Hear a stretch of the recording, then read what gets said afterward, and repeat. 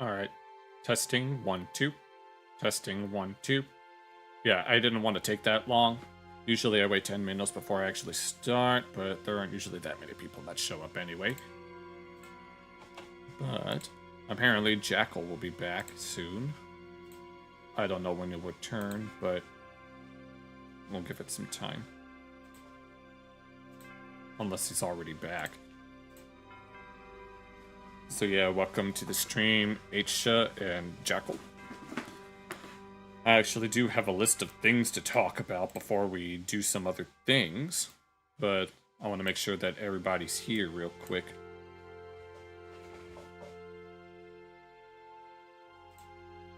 Alright, everything seems to be good. Yeah, there's like... Oh, that's right. I have like 4 things that I really wanted to talk about before we like do some other things. But... Oh, Spanian. You're here early this time. Good to have you.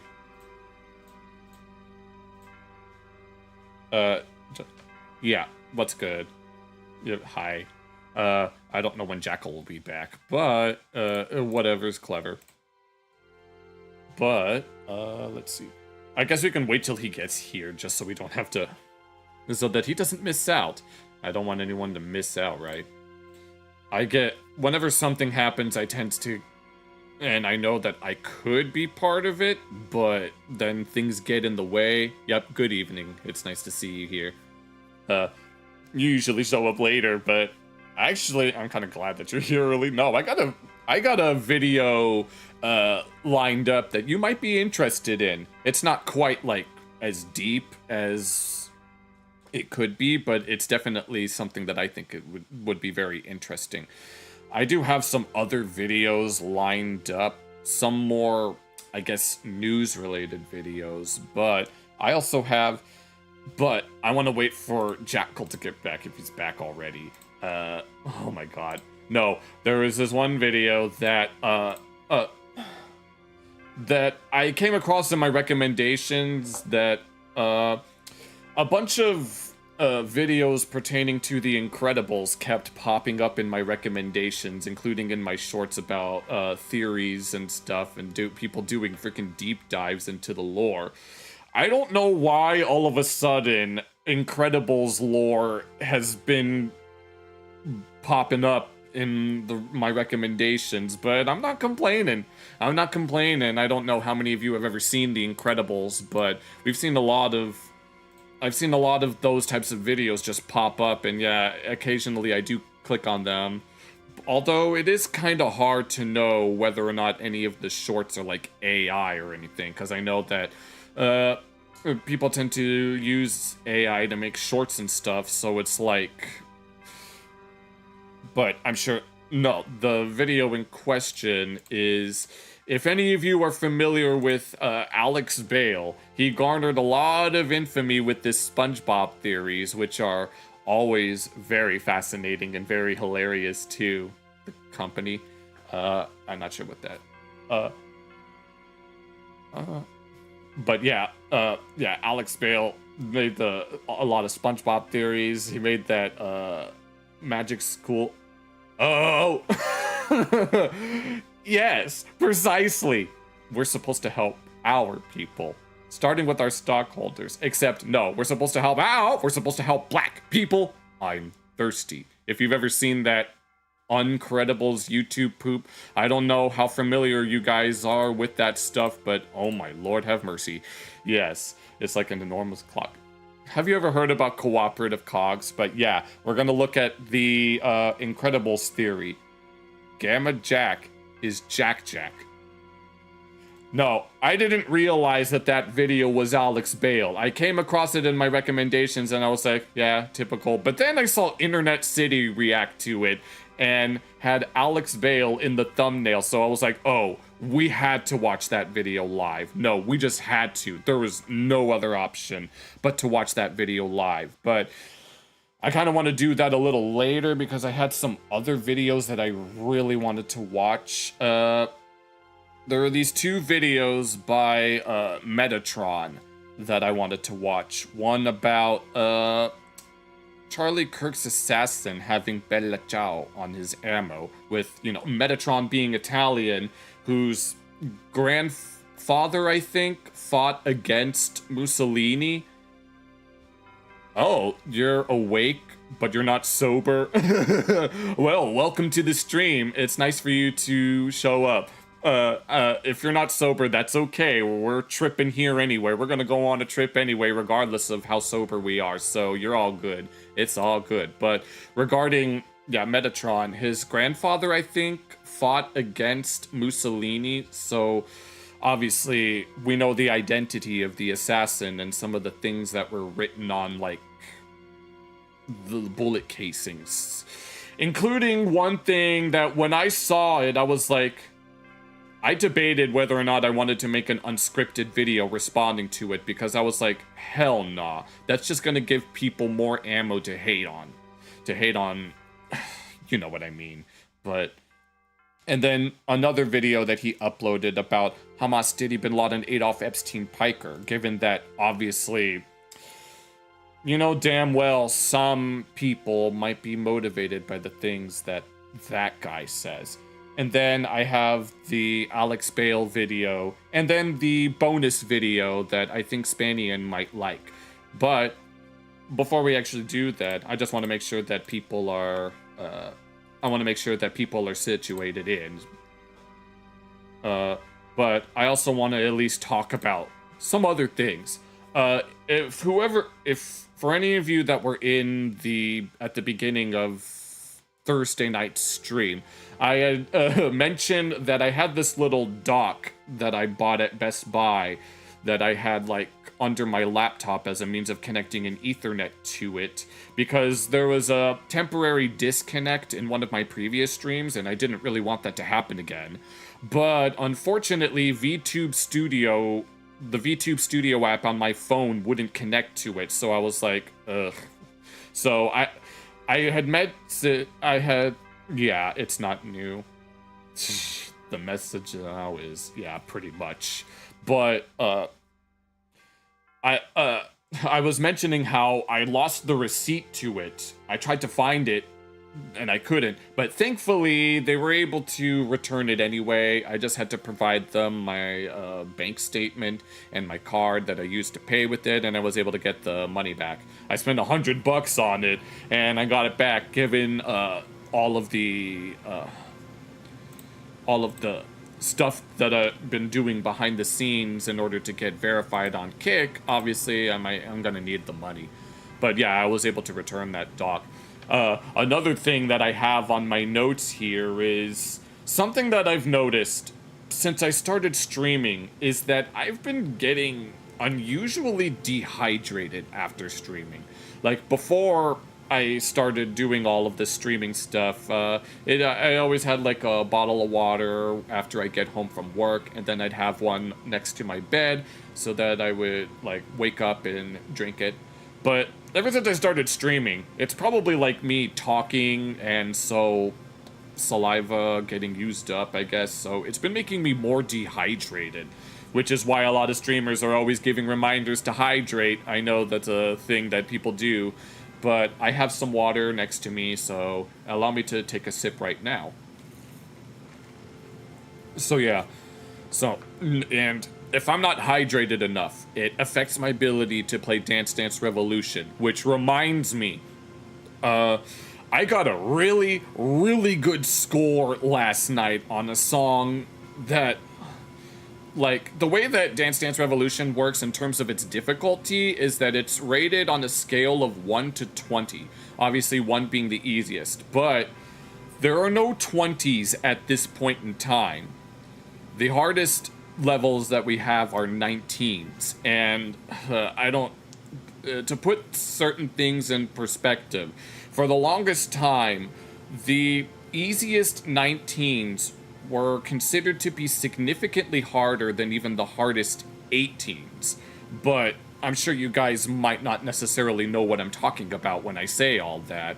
But I got a very, very good score on a 17, and it is my first score of that type on a level 17. Like within DDR, in old school DDR, you had like different letters that represent different grades.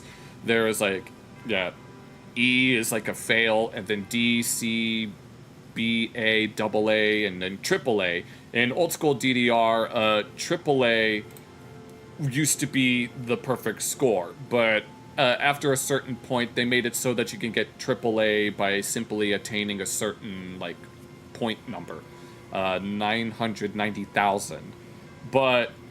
And then they made it so that there is a quote, what is known as a perfect full combo. Like there's misses, there's goods, there's greats, perfect, and marvelous. Marvelous being the most accurate you can get, and good being the least accurate. And I got all perfects or higher on this one level 17. And when I got that, I was so happy. It was my first, and I was so excited to have been able to get that. I meant to... Oh, crap. I forgot to put it on my computer. I was going to put the picture that I got on my computer, but I forgot. I don't want to unplug my phone because I have a VTube Studio open on it, and I don't want to mess that up. But actually, I can show you what that song's chart looks like. But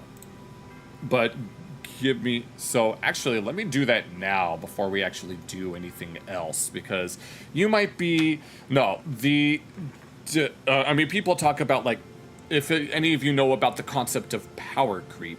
We've had, like, discussions about Yu-Gi-Oh! A few times, and the power creep in that game is usually always called into question, but you ain't seen nothing like DDR power creep.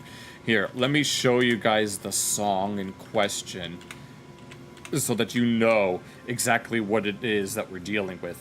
Granted, a lot of casuals, whenever they're walking by the machines and they watch us play, they get impressed when we're playing easy songs, honestly. We'll be playing something that's relatively easy, and then they'll compliment you as if you're the best thing in the world, even though there are, like, things that are 5 times as hard as the things that we're playing. And so it's like, is there even any point? Something that you guys should know about me is that I don't really like being complimented on something when I know for a fact that I can do better on it. Like, when I do, like, poorly on a song and they compliment me, it honestly makes me feel bad, because I'm not playing to my full potential.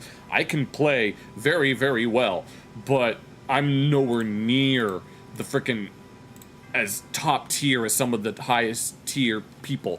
Like, the best player in the world at this current moment in time is someone named Chris for Life, who has a multi-million view video where he got the old record on Through the Fire and Flames in Guitar Hero.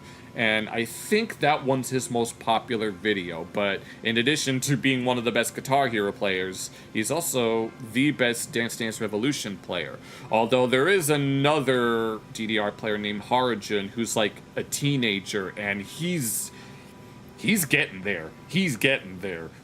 Mark my words, he's gonna be the next Chris for Life. No, there was a friend of mine telling me, no, we were having a discussion about me wanting to improve in DDR, and then that friend of mine told me, just wait, you're going to be the next Chris for Life. But honestly, at the rate that I've been playing, it's not really going to happen that anytime soon. What tends to happen is that, like, I'll play pretty well for, like, a while, but then, like, I get tired very easily. I can only play for like 2 to 3 hours before I really my legs start to give out and I can't play anymore. I want to be able to play at that high level, to be able to do the hardest songs in the game over and over again without getting too tired. But right now, I can barely even do 4 of them in a single session. But anyway, here, let me show you guys the chart that I got the perfect full combo on. Maybe the next time I stream, I'll actually remember to show you my score picture. For those of you that don't know anything about DDR, don't worry. Here, let me switch my headphones out so I can plug it into my speaker. Don't mind all those sounds, and don't mind my avatar doing whatever it is it's doing now. And there we go. Alright, so I will show you guys the... you could beat... I don't know who Robert Johnson is. And you could do Through the Fire and Flames. Oh yeah, that sounds fun. No, my old high school friends will, whenever they have like little house parties, they'll play Guitar Hero every now and then. They often offer me to play, but I'm like, I haven't played Guitar Hero in a long time. There was a point in like middle school, I think, where I played Guitar Hero all the time because I wanted to like, I guess I wanted to beat every single song in the game. No, something that I did is that I played every single song on the easiest difficulty, and then the difficulty up, and then up and up. But I'm at the mindset where I just, well, at least in terms of DDR, I always try to play the higher difficulties, but it usually just depends. But either way, allow me to show you the chart in question so that you could understand exactly what we're dealing with. And maybe I can show you guys a video of some of maybe Christopher Life doing it so that you guys can get an idea. We'll do the... Here. It's called Elemental Creation. It was part of a crossover event called the Private Bimani Academy. Guitar button blisters. I don't know what that is, sorry. But this is Elemental Creation. For a while... This song had the highest note count of any DDR song, but then it ended up getting surpassed by other songs that got added later in the game. So, allow me to show you exactly what I did yesterday, only not quite as accurately. It's like there's over 700 notes in this song, and I got Marvelous, which is the highest accuracy on most of them except for 80. But, oh my god, I was super nervous. Alright, time to show you guys. The sound's not working. Just a sec. Well, it might be Hold on. I have to adjust my speaker. Is it working for you guys? For some reason, it's not working on my end. Oh. Hold on. Give me one moment. I need to fix this. Guitar Hero? Probably.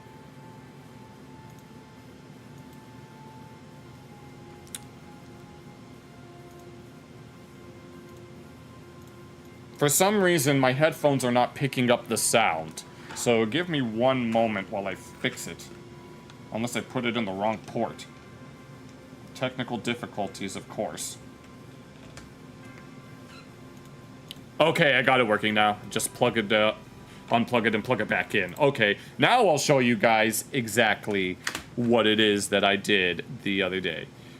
I hope you guys can follow along. Follow along in the footsteps. Here, let me hide the chat for one moment so that you guys can actually see it for yourself. So you can understand exactly what I had to do in order to get that good score. It's yeah.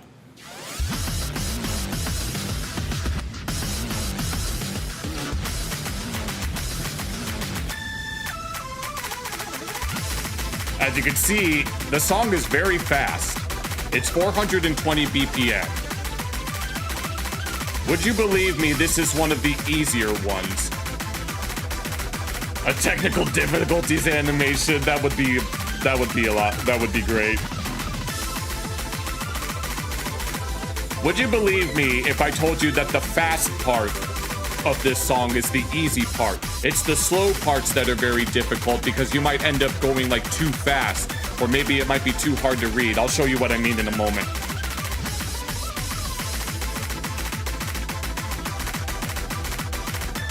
I hope you guys are following along with your feet because this is going to be on the test. And this isn't even the break.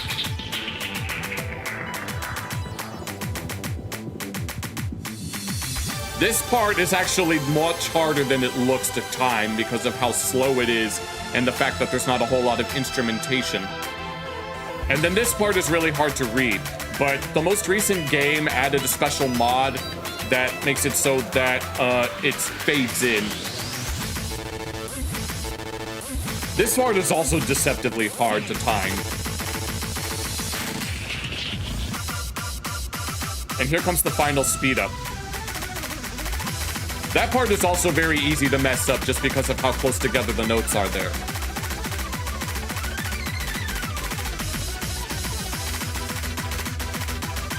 Oh, what's good, Cal?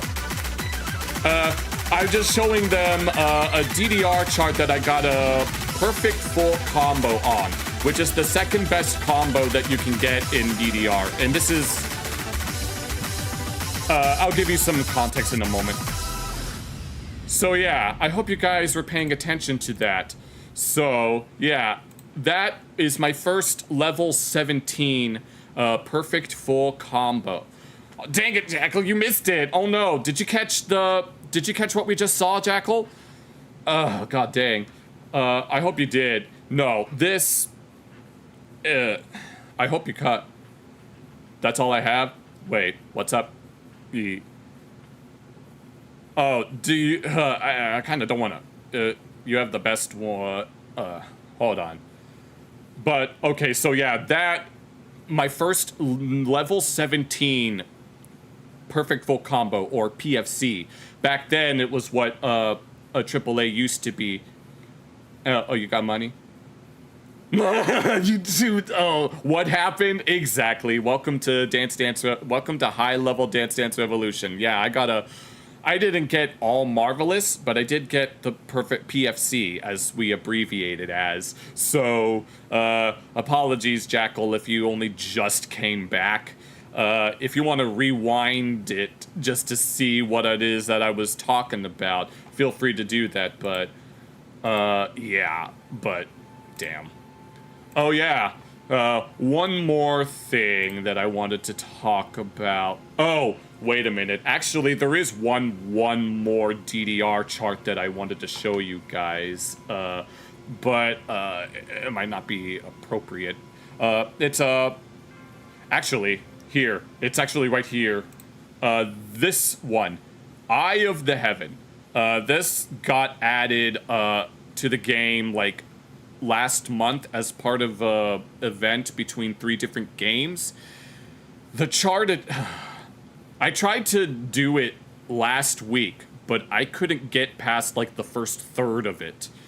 And it was only yesterday that I was able to get through it. Here, let me show you exactly what I had to do. I couldn't do it properly because of just how difficult it was. But let's go ahead and just get that out of the way real quick.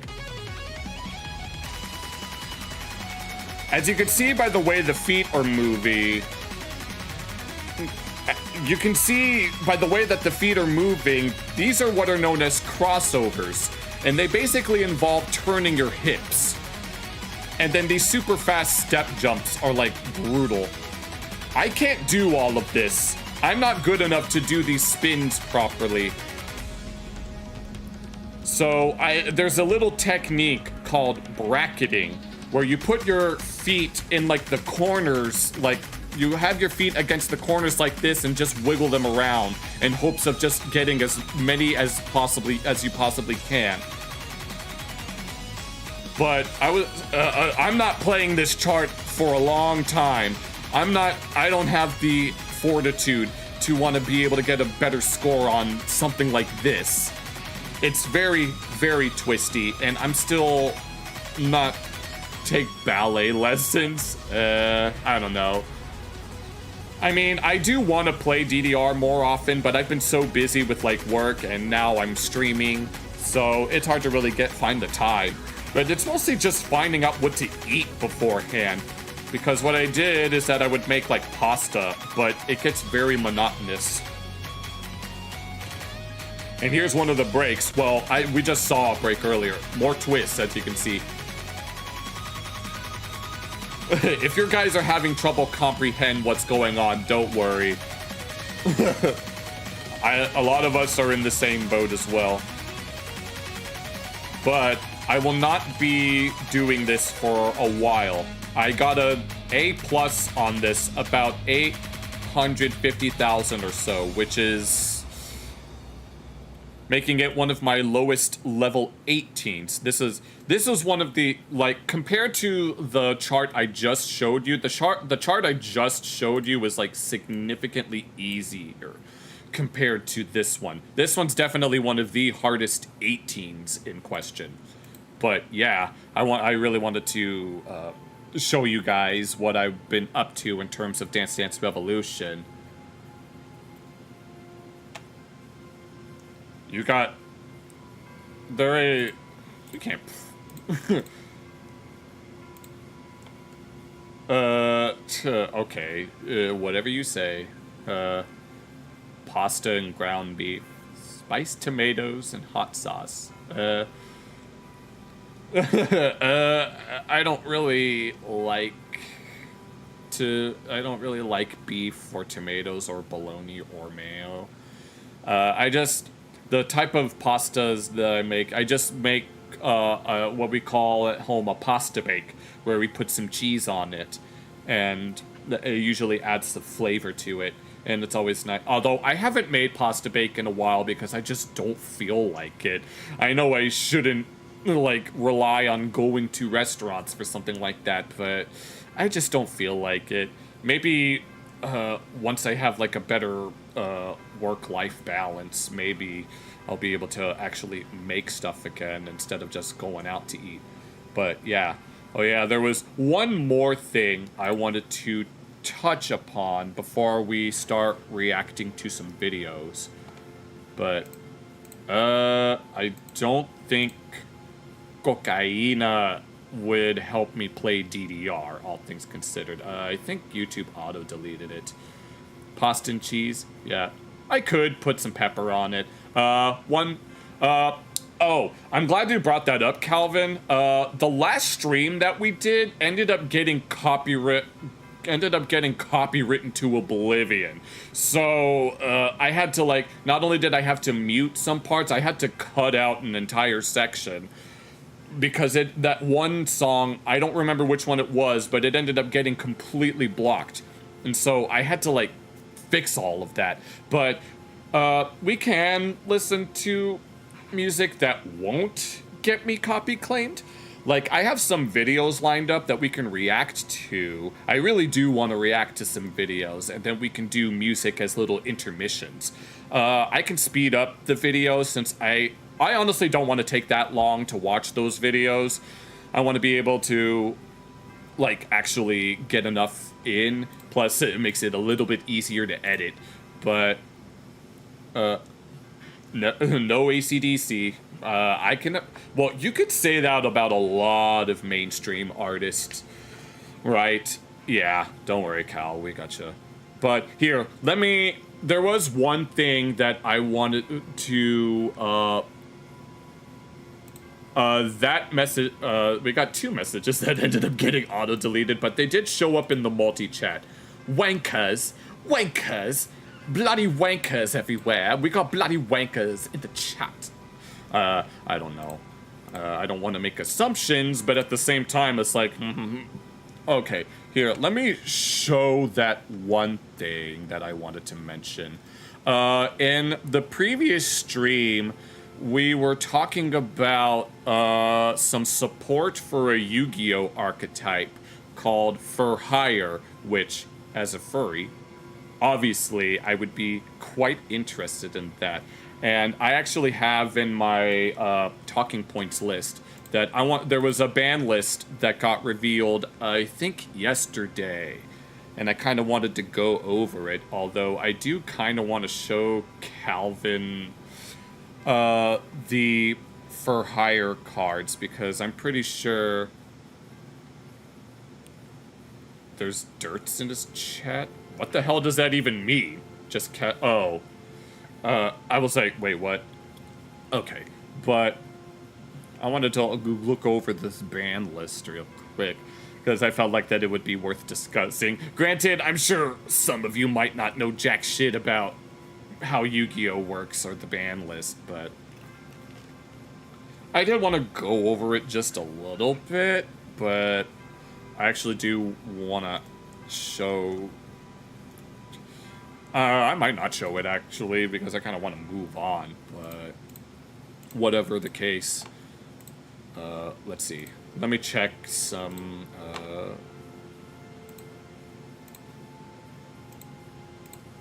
Okay, let's see. Show them. All right. Yeah, this, I showed this, like, the other day. Some new cards for... There are some, like, ignore all these ads. This Yu-Gi-Oh! Meta website runs a lot of ads. So yeah, this is one of the new cards that'll be added. Unfortunately, they're not going to come out till January here in the US, so I gotta wait that long. But by the time that happens, there will be another ban list. There was something I made mention. We read these cards out loud, or I read the cards, and they seem to be pretty good. Oh yeah, this was the one that I really wanted to show you. No, when I saw the artwork for this, I was definitely like, you know, I gotta say. but this one, there was a realization that I had when watching another Yugi-tuber discussing these cards, and that this was a dinosaur monster, which means it's searchable off of a card called Fossil Dig. You're buying them tomorrow. There's quite a lot of them. And then there's this retrain of a field spell, and then a new quick play spell that's actually really good, and then there's also a trap that's really good.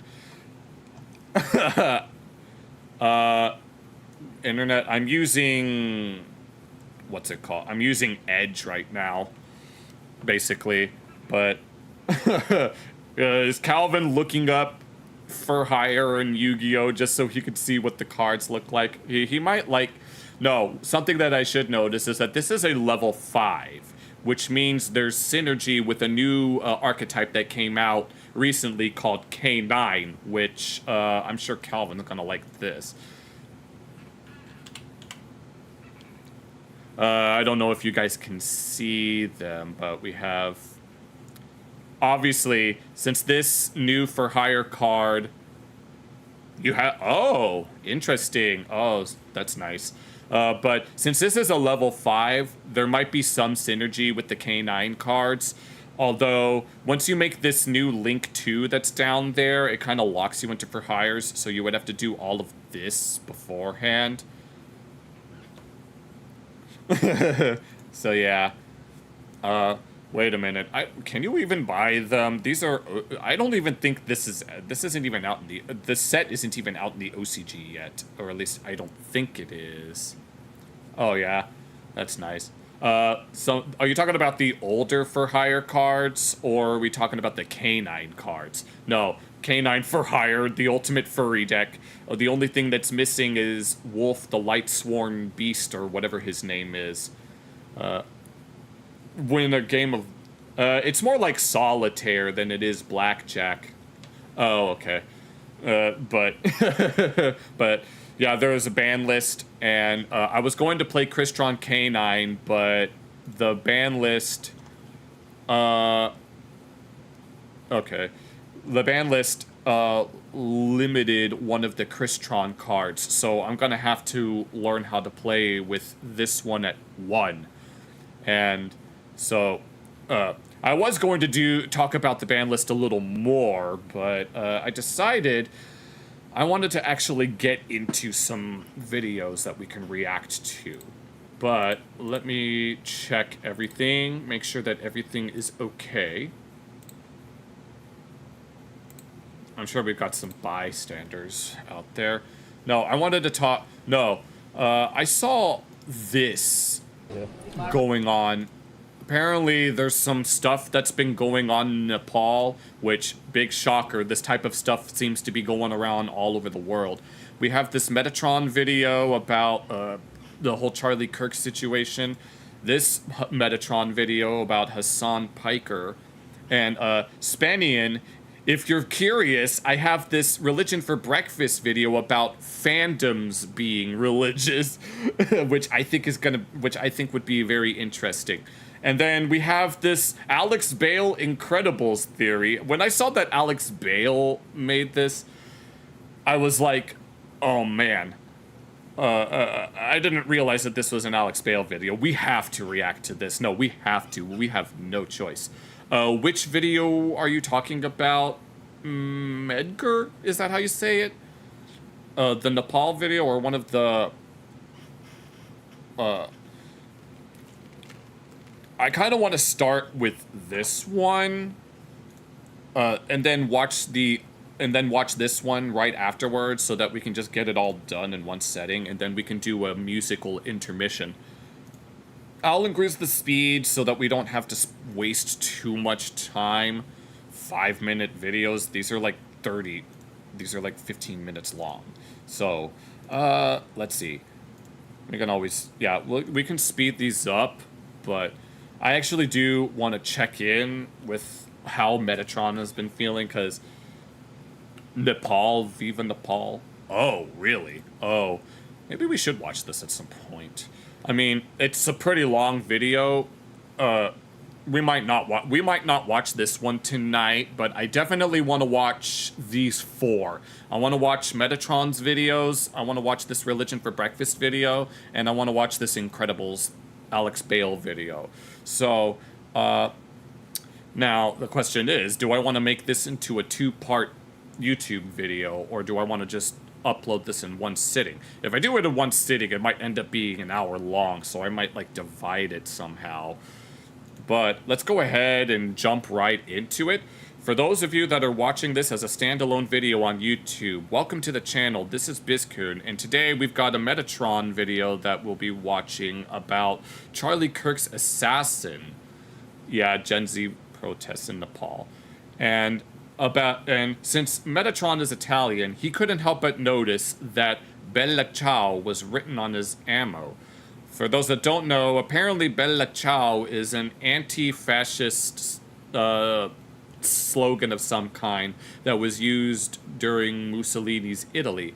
And Metatron's grandfather, I think it was his grandfather, fought against he was against Mussolini, to which he was kind of like branded as being against Mussolini. But I just wanted to see what he has to say about all this, given him being Italian, and also him being a fellow Christian like Charlie Kirk. Albeit Metatron is much more moderate in terms of his views than Charlie Kirk, but that doesn't take away from the fact that he's still Christian.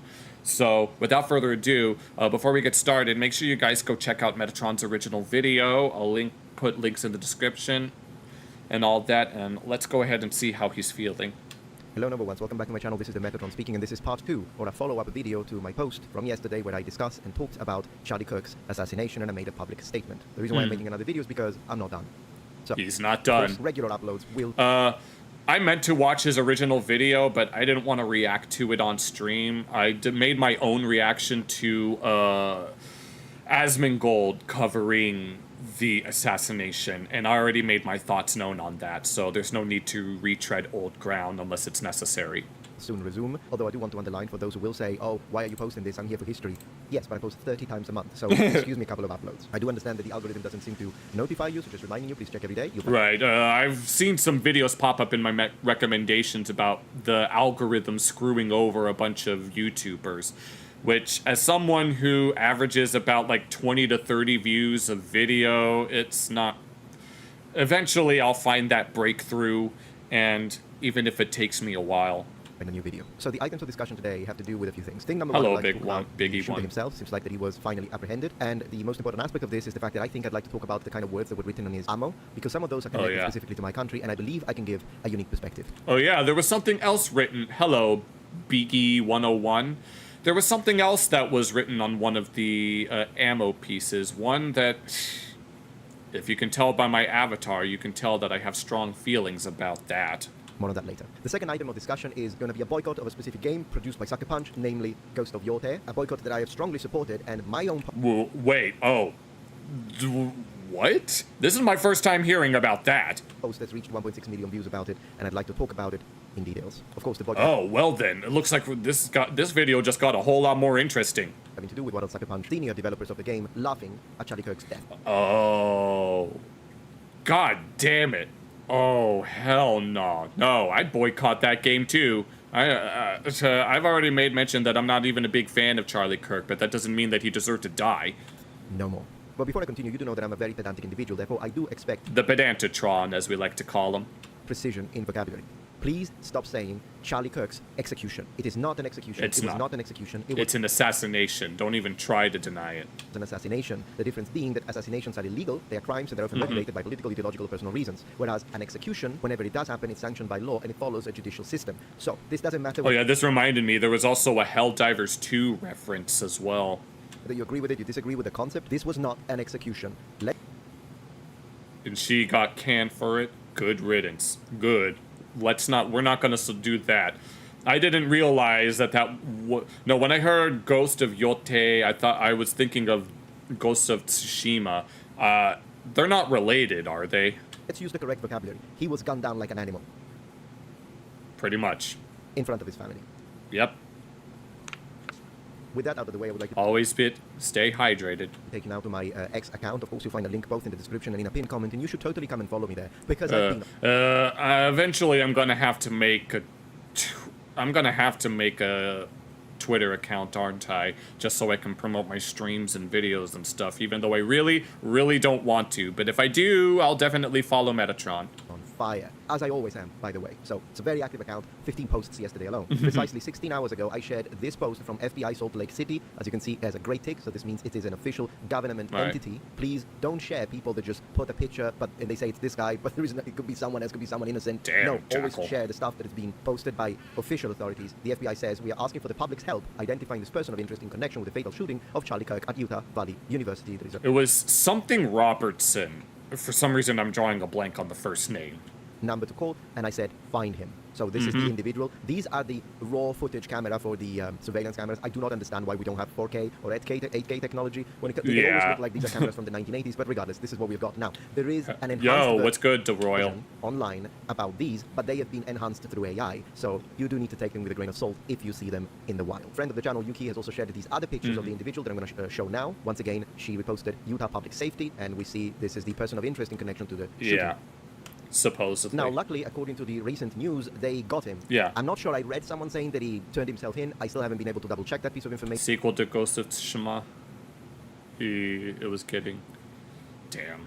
Oh, good lord. No, I guess we won't be doing I guess we won't be doing a playthrough of Ghost of Yote if I ever decide to do gaming stuff. I don't particularly care whether it was the authorities that actually did get him or it was him. Helps to turn himself in because it's nationwide manhunt and he knew that he had no way to escape. Whichever the case, I don't care. What I care about is that this person is in custody. Now let's talk about the ammo of this piece of garbage. So it seems like that the ammunition that they found in connection to the shooting and the abandoned high-powered, high-caliber What the hell was that? rifle, that's I believe how they described the weapon, had some words written on it. Now this is not the first time. Recently with a horrific shooting that occurred in the Catholic Church of Oh yeah, I remember listening to Asmongold's reaction to that church shooting. those children that were shot at. That was another situation like this where there were. It seems like that's the new thing. That's how you speak. Instead of uttering the words, you write them on bullets. Good job. It seems like it's a thing. Now, of course, since I look for unbiased information, as all I care about is the truth, I look at several points of reference. I've seen what CNN said. I've seen what Fox issues. News said. I don't like either. That's I've tried right. to read all sorts of. Yeah, I don't like any of these sites. Hopefully one day I'll get a ground news sponsor. Different outlet because unfortunately in today's age when it comes to journalism in connection to the truth it's a mosaic. Yep. You gotta play puzzle. No shit. Refers to slogans on Charlie Kirk killer's gun as cultural issues. Cultural I'm just- issues. That's I don't even just trying to dance around, huh? I say CNN, you're absolute scum. Yeah. But the public has a right to know because that could have been me. It could have been you. It could have been your loved ones. Could have been And anyone. This is clearly an attempt at hiding it. Vague. It's as vague as possible. Exactly. I didn't know the kind of words that I wanted to describe this use of cultural issues. Cultural issues. They don't tell us what it is. Now, the reason is clear as day, as we actually do see other outlets that have reported on this Right. and told us what was written on these. I'll tell you in a second. But the real reason why this pisses me off is not even their choice. Because, of course, they can choose to present it however they want. If they are like, no, we don't want to foment any possible retaliation, I guess. So we are just going to be vague and not going to tell you exactly what it said. It's not the choice. It's the two-tier system. It's the double standard. Yeah. Because make no mistake. If this was an opposite scenario, and the political commentator that got gunned down was a left-wing commentator, and by the way, Yeah, if this was the AOL, I think, didn't AOL shut down or was in the process of shutting down? wait, I wouldn't wish that to anyone. I don't want anyone to get shot. Left right? No one should get shot for spreading their ideas, just putting it out there, I condemn it all. But if this Yeah. was what had happened, and they found ammunition, and Yeah, if this were someone on the left that got shot, no, there would be a whole bunch of riots. But because it happened to be someone on the right, oddly enough, there was more like mourning than there was looting. those magazines, the bullets had the words such as praising white supremacy or praising whatever the heck, or alt-right ideology. They would plaster it all over the place. Exactly. Same with the New York Times. Thus, me having a problem with this. I want to know, in both cases, I want to know who I'm dealing with when there is scum that Oh, they kills still someone exist. I didn't read the second half of that message. Apologies. because they disagree politically. Is that fair? I've had a lot of people in the comments recently with my post yesterday telling me, I want to thank you for being decent about this. Thank you so much. Right. And I'm like, you know, being decent used to be the norm. And then there were the occasional Oh, 3 hours ago. Damn. lunatics. Now you need to thank people for being decent because it's becoming rarer and I rarer. didn't even know AOL was still active. What world are we building for our children? It should be the norm. I shouldn't be thanked for being decent, understanding, empathetic, and uphold at the death of a husband, a father, and the tragedy of those kids and wife and what they have to go through. And for what? I don't want those thanks.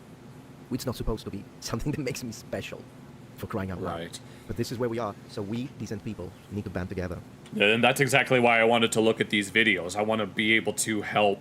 I want to be able to help spread the word about things like this.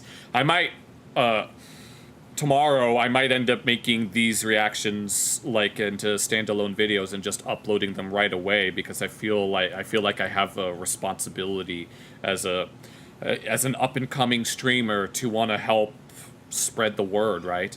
I want to help people out when in their time of need. I'm not going to worry about, I don't care if it gets views, all right? I really don't care. Even if just 20 people watch it in hopes of their understanding, then that's good enough for me. Against the lunatics. Anyways, we're told that the ammunition used on Charlie Kirk contained inscribed with Oh, now we're in Canada, huh? Of course. Of course. anti-fascist messaging, shedding light on the suspect's motive. Confirming what we already know. Let's tell it how it is. Yeah, bolt action rifle, that's it, that's the terminology. Officials recovered a .30-06 caliber Moser rifle in the woods that contained engravings, including messaging expressing anti-fascist ideology and other messages. Now, I want to know what the other messages are. I'm not hiding anything.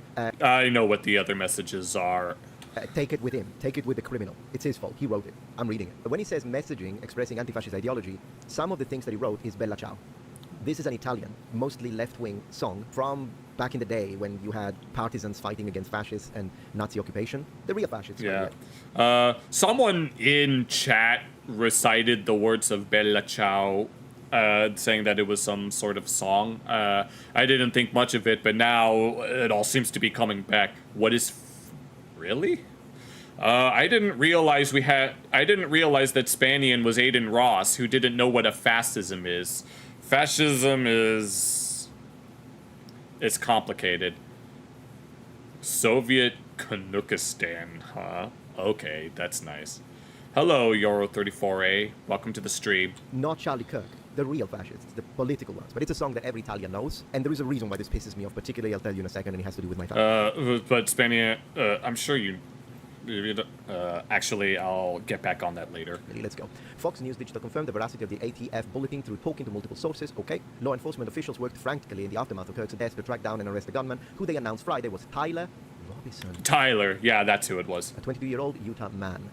Why? Apparently, this Tyler Robinson person was very academically... had a lot of academic prowess and got really good, like... ACT scores. Apparently he was very good at his studies, so the fact that this person ended up getting radicalized to want to take down Charlie Kirk is kind of surprising when you put that context into it. You have a spare bedroom. I might have to get back to you on that. Why does this name ring the bell? I'll do a little research in a little bit. And on Friday, this was confirmed as a political assassination. We already knew that. Yeah. And I would like to point out that CNN initially said, oh, we don't know if it's a political assassination. Oh, we don't know. You know damn well, Clinton News Network, the corrupted news network. Could have been a fan who was just shooting a gun in celebration and so happened to hit him. Like, oh, I heard that. I was like, really? Do people unironically think there is no way that people unironically thought that it was a celebration shot that just so happened to hit him. That's so bullshit. Not even the fascism is ultra-nationalist ideology that, well, I don't actually know the technical definition, but it's usually associated with the far-right nationalism, but it has a lot more in common with communism than you might think, even though people consider them to be opposites. Yes. Liars. Call them for what they are. Oh yeah, Canada. No, Canada's been going through it for a while, so you know. Liars. Anyways, you know this channel, I tell it how it is, guys. I don't filter it. It's an attack on all of us, it's an attack on the American experiment, I agree. Man, it's difficult to find exactly the phrasing, what they wrote. Okay, there we go. One shell casing read, "Hey fascist, catch." Oh yeah, apparently that's a Helldivers 2 reference. Right. See, that's what you get when you call people fascist 24/7. Me included. You know, this kind of hits close to home since I kept being called fascist constantly, for no reason. Zero reason, zero. No justification. So yeah, that kind of, whatever. Alright, here it is. So, there were also inscriptions on 3 recovered unfired casings. Those said, "Hey fascist, catch," followed by an arrow symbol, a right arrow symbol, and 3 down arrow symbols. Yeah. Or bella ciao, bella. Yeah, that's the Helldivers reference. Ciao, bella ciao, ciao, ciao. Okay. If you read this, you are gay. What? LMAO. Wow, wow. Okay. Okay. Great. Well, This that guy was sounds more and already. more tolerant the more I know about him. Yes, Bella Ciao is an Italian song, correct, dedicated to resistant fighters against the Nazi troops occupying the country during World War II, correct. It is a rallying cry for anti-fascists. Yes. He skipped over the other thing that was written over the casings, which I'm not going to repeat that because I don't want anything to do with that phrase, let alone this Tyler guy. But, so let me tell you a little bit about Bella Ciao. So Bella Ciao, it is an anti-fascism and anti-Nazism song. Now, usually Yeah, in Italy, Canada's this has been cooked. mostly connected to left-wing parties, but we have to understand this. What really matters is that this song is generally connected to Italian resistant fighters, specifically under Nazi and fascist rule during the war, and their partisans. This has nothing to do with people calling someone a fascist because they disagree. So the fact that this scum decided to appropriate this song from my country deeply offends me. You can disagree with 90%.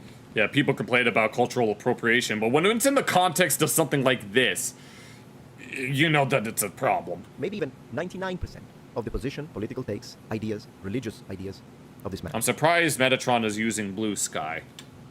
Sorry, this martyr. And still condemn his assassination. If instead of him here...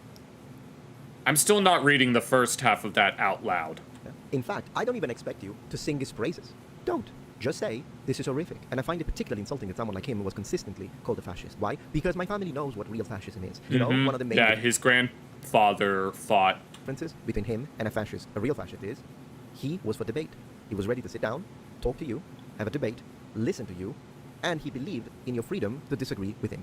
Yeah, pretty much. It's like, I've already said it before. I've heard some... I don't actually know really anything about Charlie Kirk. I know, like, a few of the things that he talks about, and, yeah, I don't really... But once again, that doesn't mean he deserved to die. Do you think that the likes of Benito Mussolini, / Giovanni Gentile, / all of the rest of the fascists in Italy during the 1940s would have sat down to have an open discussion and debate with you and would have fought for your freedom to speak your mind and disagree with them? No, you know what they would have done to you if you said something they didn't like? I'll show you. This. Exactly. Thus, he is the fascist. Yep. If you want to know what real fascism looks like, it's often the people that accuse others of being fascists. He is the fascist. And this concludes this section. Let's move to the next item. The next item of discussion has to do with the... Yet some of these people that are that far left like to think of themselves as communists. They're really not that much different.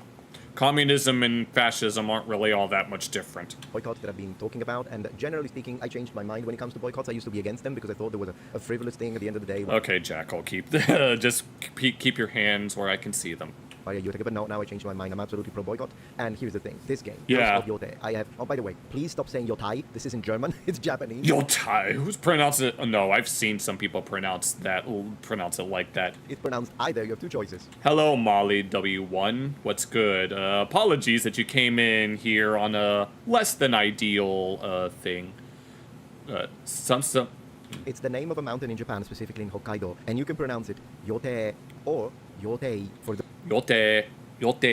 Those who are into pitch, it's hairband pattern, low to high and stays high. Forget the pitch, just don't say you'll die. Now, the reason why I've been calling for a boycott, Okay. as you see here, I say boycott. The lead developer laughed at Charlie's death. Do not buy. Hold them accountable. Hello, Jackson son. The Jackson, son of Jackson. No more. Do remember the game launches in 3 weeks. And here I provided proof.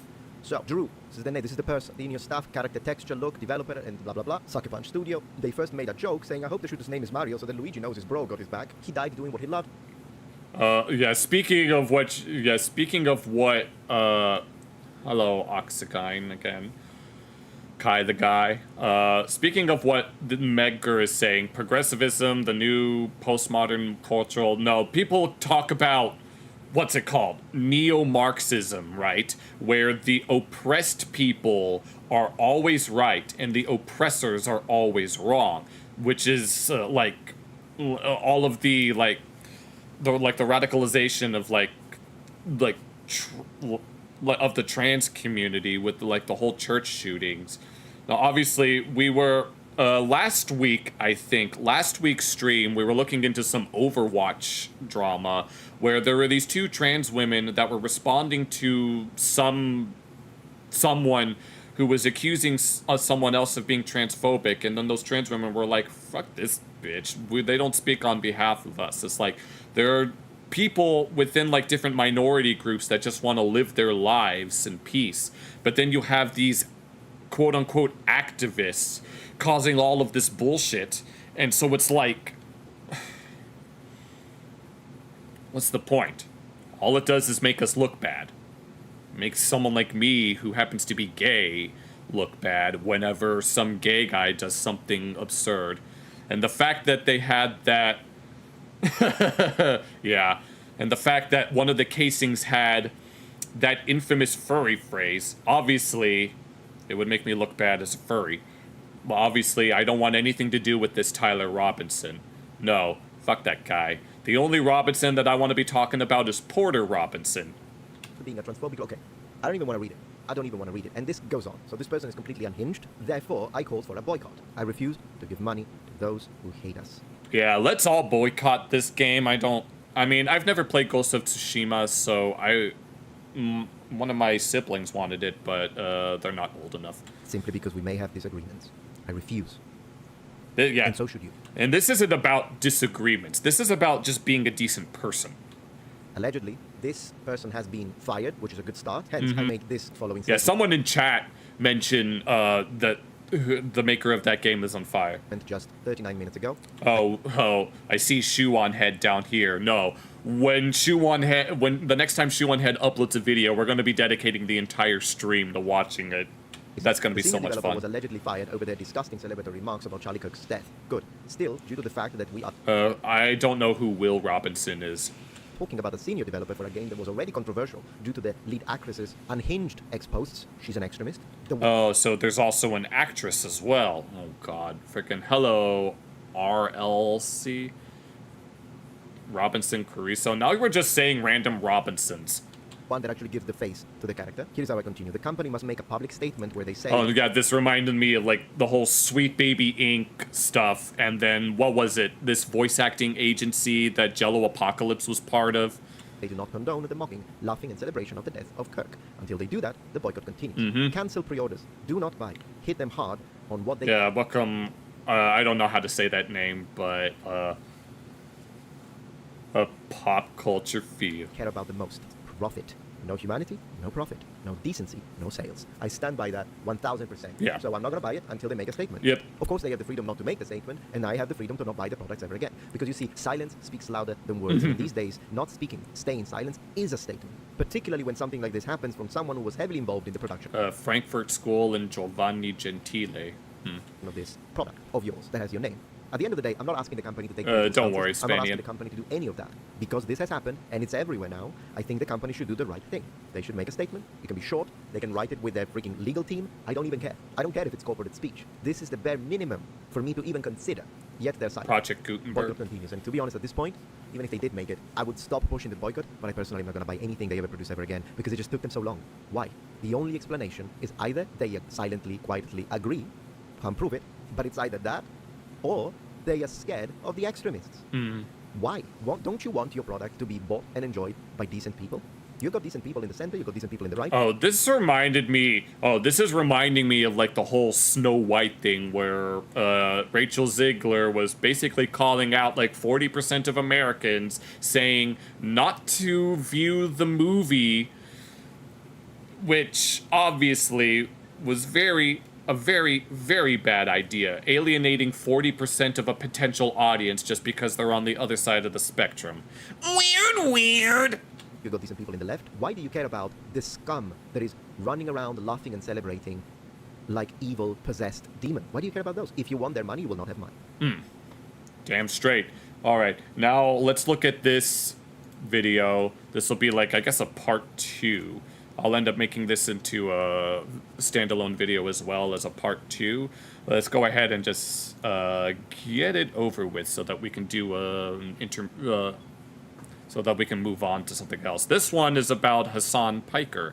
If I make this into a standalone video, it's going to be titled "Everyone is Talking About Hassan," or something like that. Okay.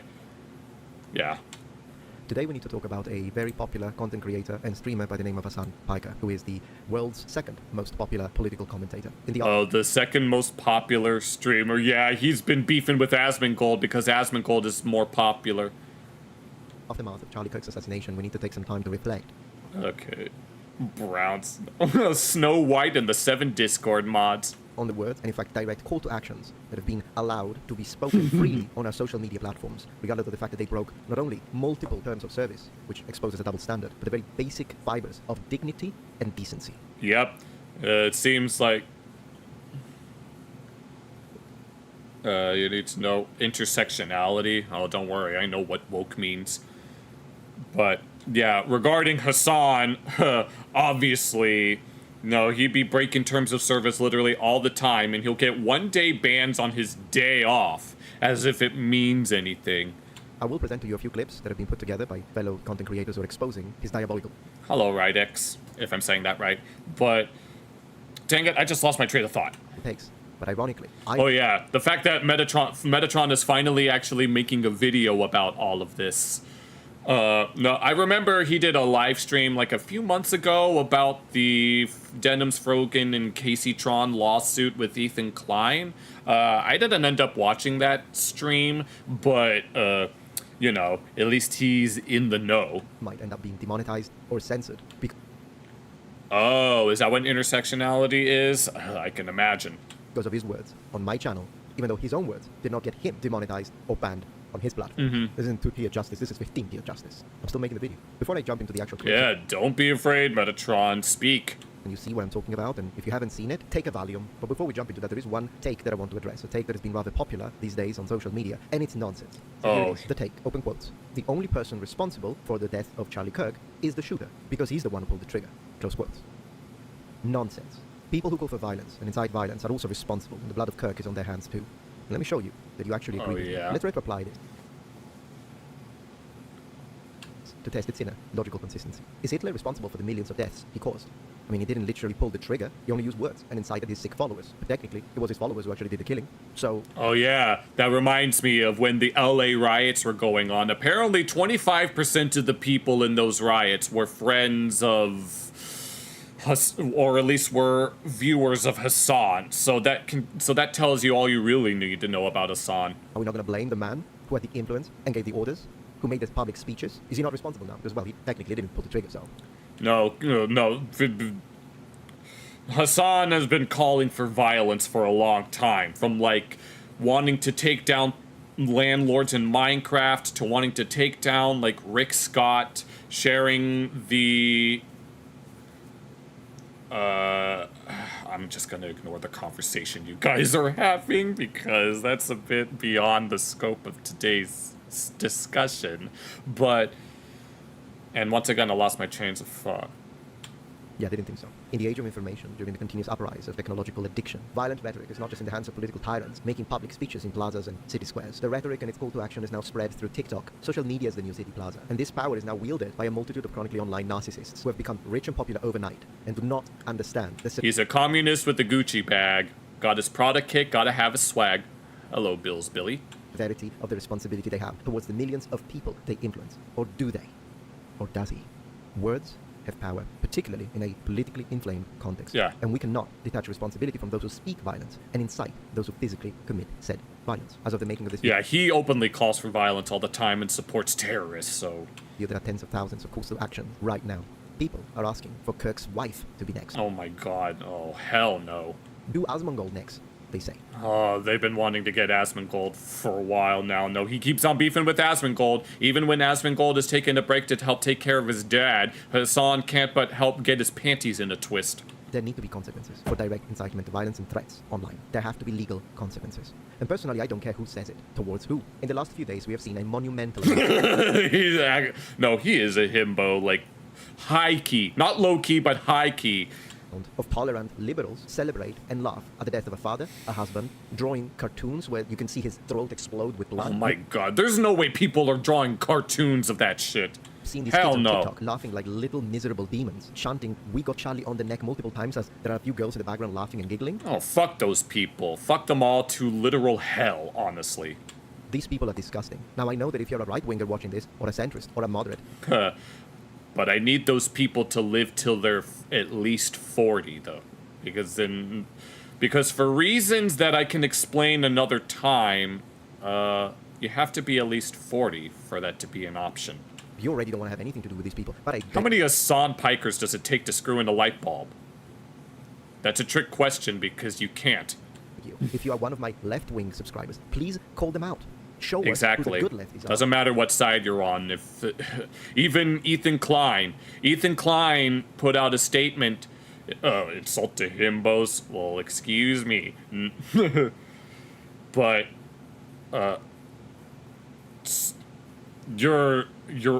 there's no way someone made a dead Charlie toy.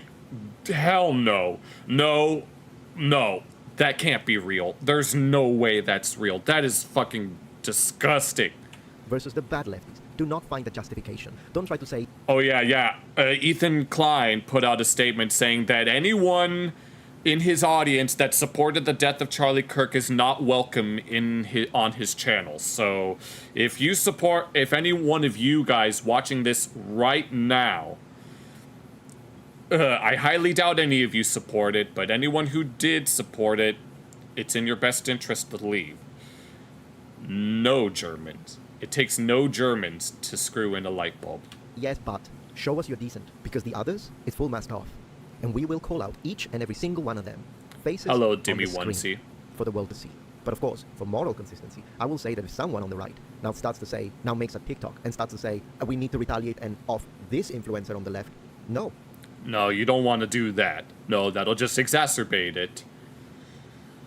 There need to be legal consequences for each threats of violence. Stop trying to off each other, for crying out loud. After I'm done with Pike and next is Destiny, Oh god, we have to talk about Destiny. proceed in order. Before I show you what he said, there's one thing you don't know that I would like you to know. 3 days ago was the scheduled launch date for my new merch. Appended for 6 months to create, but I suspended the merch campaign because I wanted to make videos about Charlie Kirk's assassination, but it didn't feel right in my conscience to continue the planned integrations and post them on every video for a week as we had intended. Oh yeah, that reminds me. After my recent streams, like, I'd been advertising the streams as being like kick promotions, but after those streams have ended, I kind of rebranded the VODs so that they're a bit more, I guess, tasteful in relation to what it is that we've been doing, and I might have to do the same for this one. So I completely blocked the campaign even though we had started 3 days ago, and I did not put any integration or mention to my new merch on the videos that I made about Charlie Kirk, because it felt inappropriate. Right. Even though I knew that those videos were going to get hundreds of thousands of views. Yeah, at least Metatron has his priorities in check, I didn't unlike the shooter. feel right about it, and I stopped. However, this video, as I said, might get demonetized, so I am going to put my Yeah, don't worry. If I make this into a Destiny, no, I don't want to talk about Destiny right now. But yeah, if I do make these reactions into standalone videos, I already know that they're not going to get that many views, but it doesn't matter because I feel like that all of this is important. merch on this video, because it's a video about Pika. To counter that, I'm going to show you the new beautiful pendant right now. If you're not interested, feel free to skip it, but if you do want to support me, regardless of it, All right, here, let's get on with it so that we don't have to waste too much time. Yeah, it's a nice pendant here. Let me start from here. I'm a man who likes to admit his biases and be transparent and Why? 100% clear, because when I do that, then if what I'm saying is based on a bias, then I do want you guys to call me out, because all I care about is the truth. And I'll be honest with you right now, I do not like Hassan Piker. I haven't liked him ever since I found out that he said the likes of America deserved 9/11. Yeah, I'm pretty sure there are a lot of people that don't like Hassan Piker. No, the first time I came across Hassan was in the context of a video of a Jewish guy going into New York's Hasidic Jewish community to see what it was like. But then someone uploaded a video about Hassan interviewing the quote-unquote Luffy the Houthi, who was doing what they would do, who allegedly do what they do on One Piece, except that's not what happens in One Piece. Granted, I've never seen One Piece, so I can't speak on that, but when I saw that pop up in my recommendations, I watched it and I was like, yeah, maybe I shouldn't be watching Hassan. Which, regardless of your political takes, I find to be a distasteful statement to make, considering that the people who died during 9/11 were not soldiers. They were just regular people that were going to jobs. They were someone's father, wife, husband, children. So that already, as far as I'm concerned, put him in the this guy's bad list. Now, this is something he said years ago, I believe. Therefore, I'm always ready for someone to have a redemption arc, but what it seems is that he actually went further down the rabbit hole. Yeah, he is no. Any redemption arc that he could have had is long gone. Oh, I remember this. Oh, God. No, freaking gay thirst trap looking ass. I watched his video reaction to what happened to Charlie Kirk, and in fact... No, exactly, Medgar. He fooled me at first. Luffy the Houthi, no longer in One Piece. No, after Trump bombed a Houthi gathering. No, that was rich. In the sense that I thought when I saw him being distressed for Charlie's death, and he was not laughing about it. Oh, yeah. I was listening to more Pegasus on my way home from playing DDR, and no, Hassan's initial reaction was definitely one of shock, but then he found a way to make it about himself. The other monsters are, and he was instead being like, oh my gosh, oh my lord, what is happening? No, don't laugh about it to his own audience. You know, at first I thought... Oh, his audience was laughing. They were like putting like... I didn't see the video since I was listening to it in the car, but I can imagine what Hassan's chat was looking like at that time. Maybe this guy is getting points with me, because Hello, I'm not a Dimmas. pragmatic individual. If someone says something right, If I'm saying I don't care that right. what politics they have, I will admit it. But I was wrong. He was acting out. How do I know that? Well, I responded to Tectone recently, who was complaining about the sun. Yep. Take down all the landlords and let the streets soak in their capitalist blood. In Minecraft, that is. He's only saying that now because he's scared that this could happen to him. Mm-hmm. Why am I saying this? What is my proof of this? Why did I change my mind, even though at first I was like, you know what, maybe he's being decent on this one for once? Because I found this. Exciting stuff? Oh, yeah, we've definitely got exciting stuff. Well, I've got two other things that we're going to look at after this. I just wanted to get some news-related stuff because I want to make sure that I have enough variety on my streams.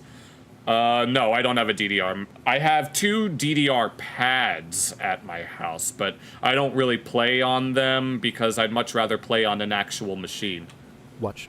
Since I have to try and defend my platform, I'm cutting out some name words. Look at the screen. Rabbi Shmuley... why would he start...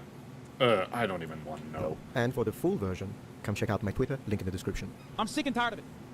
Left-wingers, liberals, you need to be fucking showing your opponents on there, okay? You need to be them. You need to be looking at these motherfuckers this bastard. and letting Distance just ride on stage. What the is this shit, man? Set him up. What the is this? You cannot have a big fucking layup. You could not have had a bigger layup than Nice. a horrible candidate like Herschel Walker. Oh my sure, God, he was this- prepared very well. And Herschel Walker actually had a good Monetized? Jesus. Fucking bitch. A fucking bitch Hassan is. On social media. Did he get banned? Why does he still Nope. He's still not banned from Twitch. have a platform? Do you think that's over? Oh, that's not all of it. Oh. There's more. We're just getting started. Poor people that they can afford housing in Berkeley. I don't know how that works. My understanding is that the property owners who have properties there choose just not to rent it at all. Yeah, those motherfuckers in the street. Let the streets soak in their fucking red capitalist, dude. Right. He hates red capitalist blood, yet he's a wealthy millionaire. Exactly. He's a communist with a Gucci bag, got his Prada kick, gotta have his swag. He's dressed in red capitalist money. And I mean, And Twitch is owned by Amazon, which is one of the embodiments of capitalism that also supports Israel. And he's also a taxpayer, which is something that socialism likes. And a lot of the taxes go towards sending ammunition to Israel. So clearly Hassan doesn't actually care about those causes as much as he thinks he does. Tell you this, I despise your wealth, Piker, because it's blood money. Mm-hmm. And I made a post about this on my Twitter, and someone came to Yeah, I will do my best not to let any of the money that I make go to my head. defend him and said, you're taking him out of context when he said X, one of them. Oh my god, the typical Hassan Piker dick rider freaking response. Oh, you're just taking him out of context. No, bitch. Hassan is the context. Hello, Willer.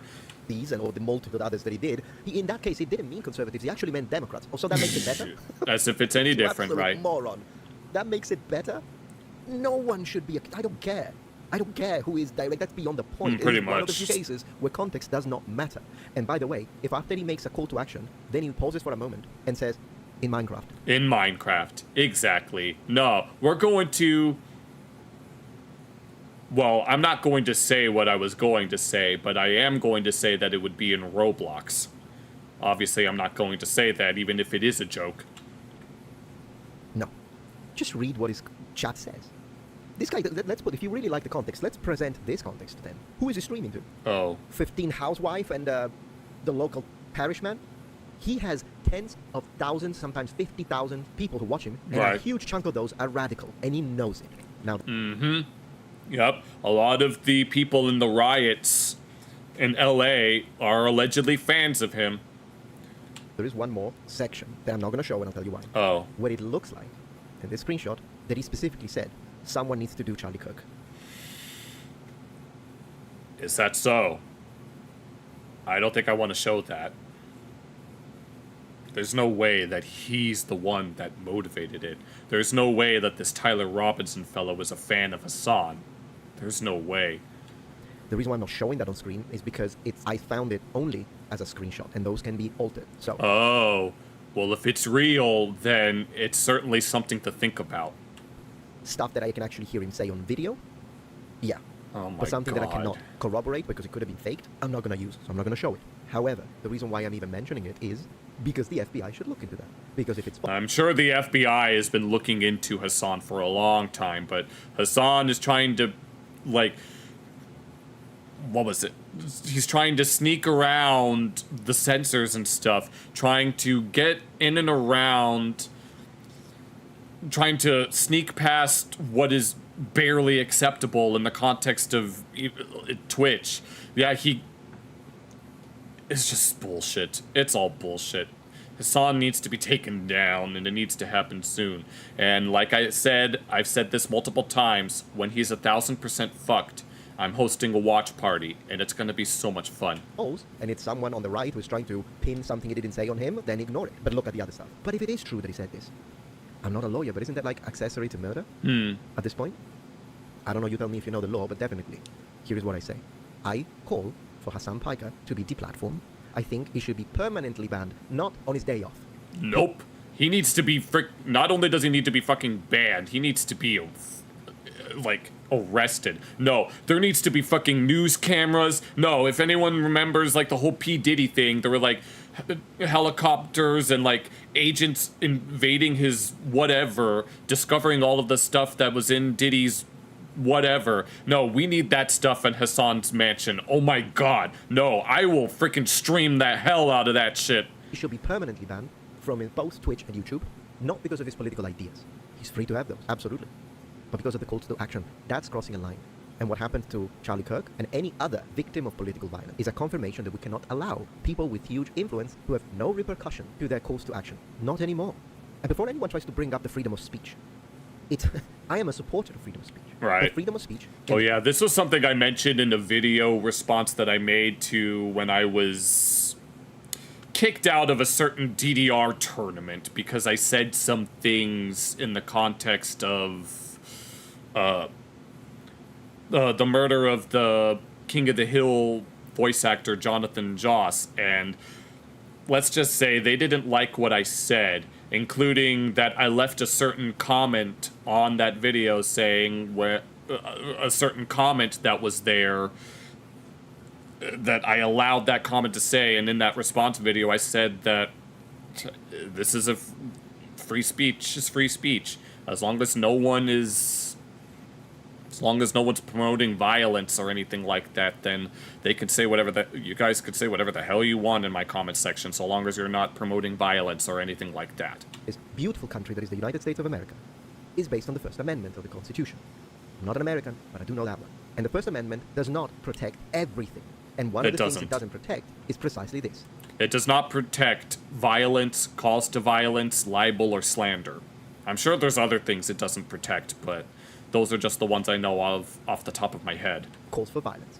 Incitement to violence. Telling your followers where someone lives and send them there and tell them someone needs to do something. You can't do that. It's not protected speech. It shouldn't be protected speech. Let me tell you why. If you are thinking, yeah, but I still think it is right to do it because I'm a free speech absolutist. Okay? Oh. So what if, because of a post you make on social media that someone like him doesn't like, they're going to find who you are, and they're going to make a call to action for violence towards your husband, your wife, your children, in retaliation? Are you going to say, no, I don't want anyone to do that, I don't want the video taken down because it's his freedom of speech? Didn't think so. A good way to test whether or not we're being fair or not is to try and apply whatever we think is okay to our loved ones. And once you do that, you will see the errors of your way. You will understand, oh, and that's not because you're a bad person. It's because we are hardwired to first care about our own. Right. Then our tribes, I know that some people, they tend to have their own self-interest first and foremost. I mean, obviously, everyone we all gotta, like, survive, right? But I don't even know where I'm going with that. Paleolithic, probably. Then all the rest. Yeah, well, oh yeah, I care about my friends and family, and I don't want any of them to, like, get hurt or anything. This is a matter of justice, civility, decency, and humanity. Exactly. And we can share that, even if we disagree, on politics, religion, and social ideas. Next, I want to see his uncle condemning. We'll make a dedicated video about that. Oh, God. Oh, and I'll be here for that. Just you wait. But yeah, those are some good videos. If you've watched, make sure you guys, if you're watching these as standalone videos on YouTube, make sure you've watched part 1. This is simply part 2. And, yeah, I'll see you in another React video. Alright. So those are the first 2 videos that I wanted to take a look at. I have 2 other videos that I wanted to take a look at. One that, if Spanian is still in the chat, they might be interested to see.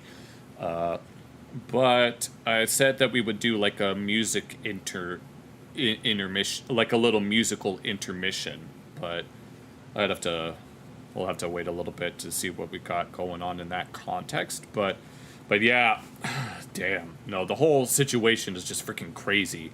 It's like,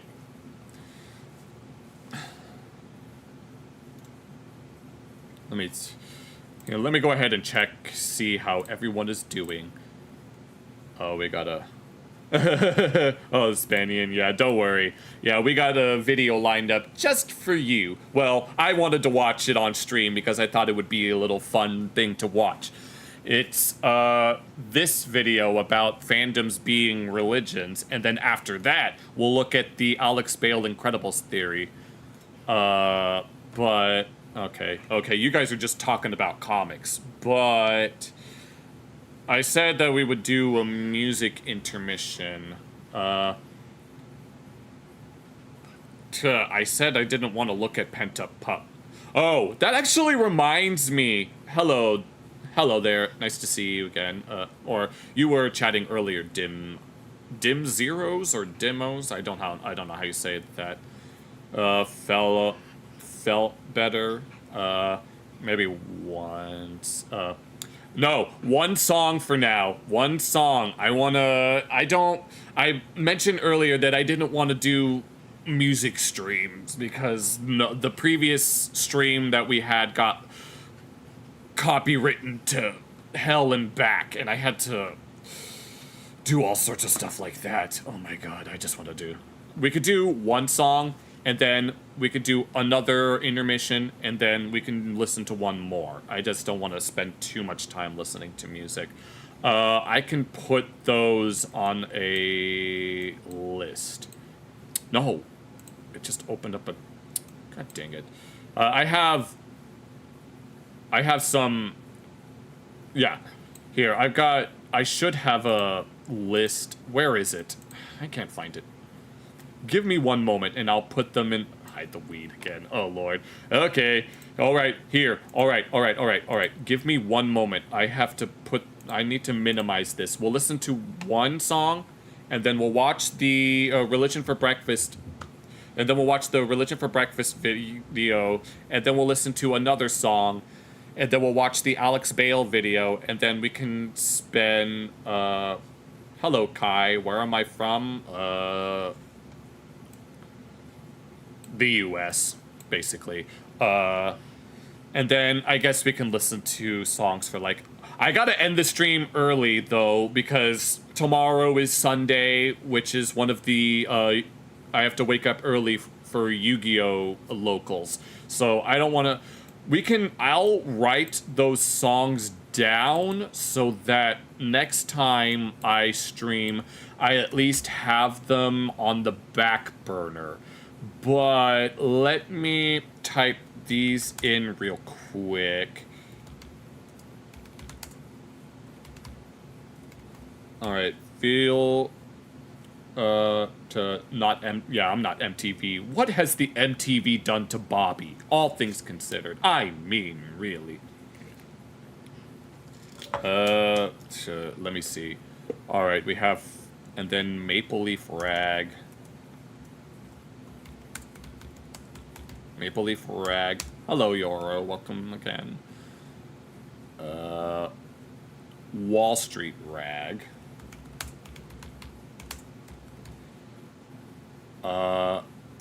Hide the Weed. You see the really... I like Hide the Weed, though.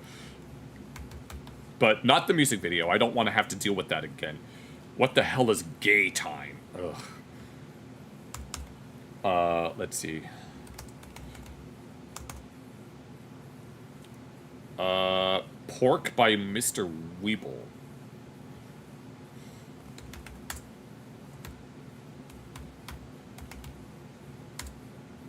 And what else? Can't... okay, Jackal. What is it with you? Jackal, why do we do this to ourselves? What is it about eating others that's somehow, quote-unquote, beautiful to some of us? I'm not into that. I'm not into any of that.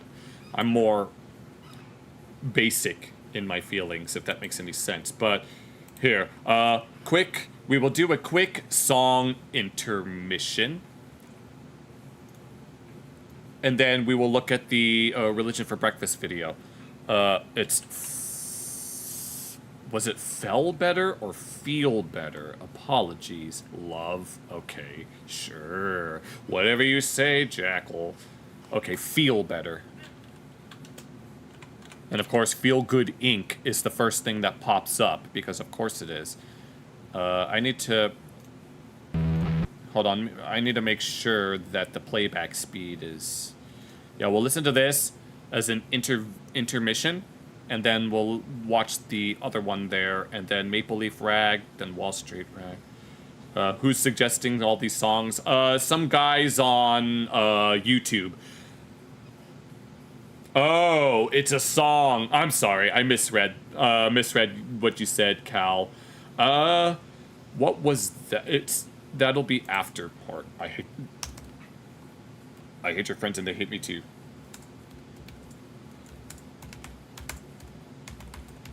But yeah, okay.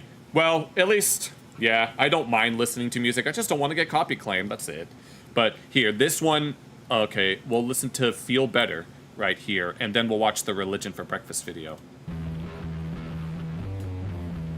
But if you're watching on Kick, we've got some YouTube chat suggesting some songs.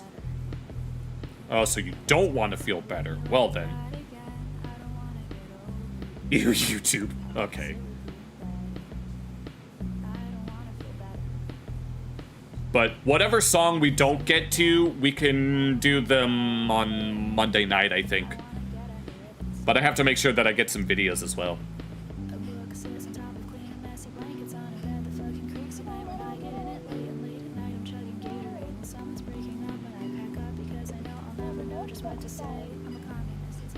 Oh, jeez. I didn't realize that this was secretly Hassan Piker's female alias.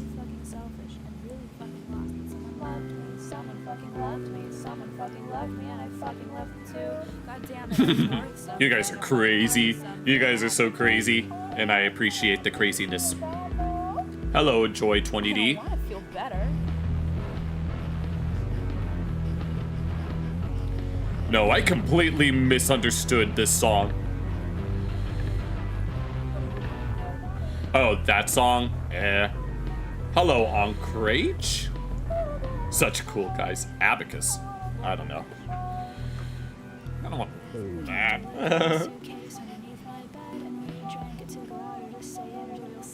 No, when I saw that this song was called Feel Better, I thought...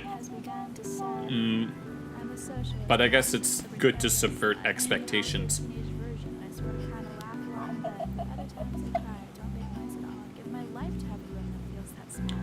Yeah, go ahead. Hello. Yeah, Magnius. You can suggest songs too. I gotta end the stream early though, since I have Yu-Gi-Oh! Locals in the morning, but whatever we don't get to tonight, we can do Monday night.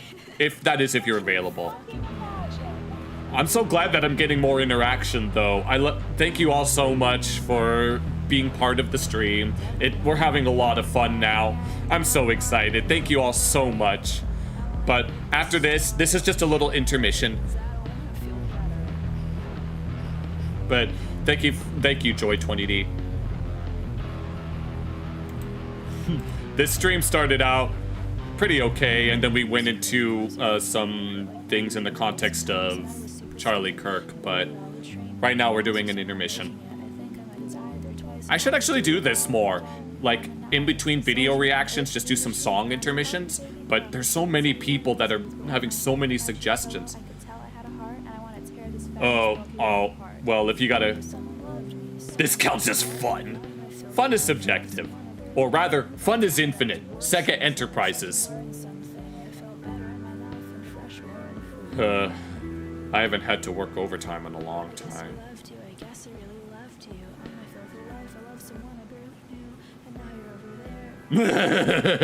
Okay, Cal, whatever you say.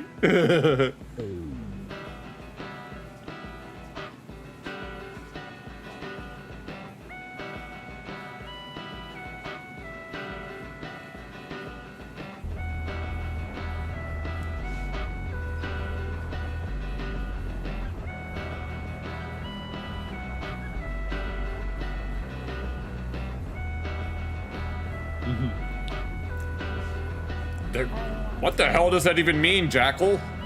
Come on. Oh, that reminded me of the scene on King of the Hill of Buckley's funeral where Connie told Bobby, like, this is depressing. You want to go play in the cemetery? And so they went to go play in the cemetery. All right. I was not expecting the song to go that. Is Internal Night another song? Oh,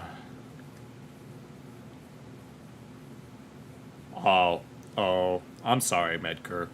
Yeah, I can imagine having to work overtime for certain reasons, but is Internal Night another song? Just making sure. But here, well, now that intermission is done, let's go ahead and check this video out. I might not make this into a standalone video since the last time I reacted to Religion for Breakfast, it didn't get as many views. According to the new YouTube algorithm, okay, I'll write that down. But according to like the new algorithm, drama videos are getting more spotlight, which I might have to prioritize my Metatron reactions for tomorrow's uploads as opposed to what I have in store, which is not a big deal, but at least I'm keeping up with it. So here, we'll make sure that this video is sped up, but I might not make this into a standalone video. I wanted to watch this just for myself, but I know that some other people would be able to enjoy it even just a little bit. But if I make this into a standalone video, what's good? Welcome to the channel. My name is Biscoon, and we're reacting to a Religion for Breakfast video. I haven't reacted to a Religion for Breakfast video in a while, since they don't really get as many views, but it's something that I want to do because it's my channel. But we're talking about how fandoms are religions. Now, this actually reminds me of a video that Religion for Breakfast made a while ago about how the concept of a religious canon is the source of the concept of, like, fictional canons, like the Star Wars canon. I remember watching that a long time ago, or not too long ago, and I thought it was very interesting. Like, we all, like, this is a canon event, or this event is non-canon. And firstly, what is a fandom? It's when a group of people have a particular interest in something. Like, if there's a TV show or a movie that a lot of people really like, the members of that community that like that thing is a fandom. So, as you can see by my avatar, it's a furry avatar, which in and of itself is kind of a fandom, although I'm not actively involved in the fandom, so the Latin word for six. There's a phenomenon. Oh, sorry about that. Yeah, but before we get started, if I decide to make this into a standalone video, make sure whoever is watching on YouTube to check out Religion for Breakfast and his original video, and to show him some support. And let's go ahead and see what he has to say, as I know that Spanian might like this.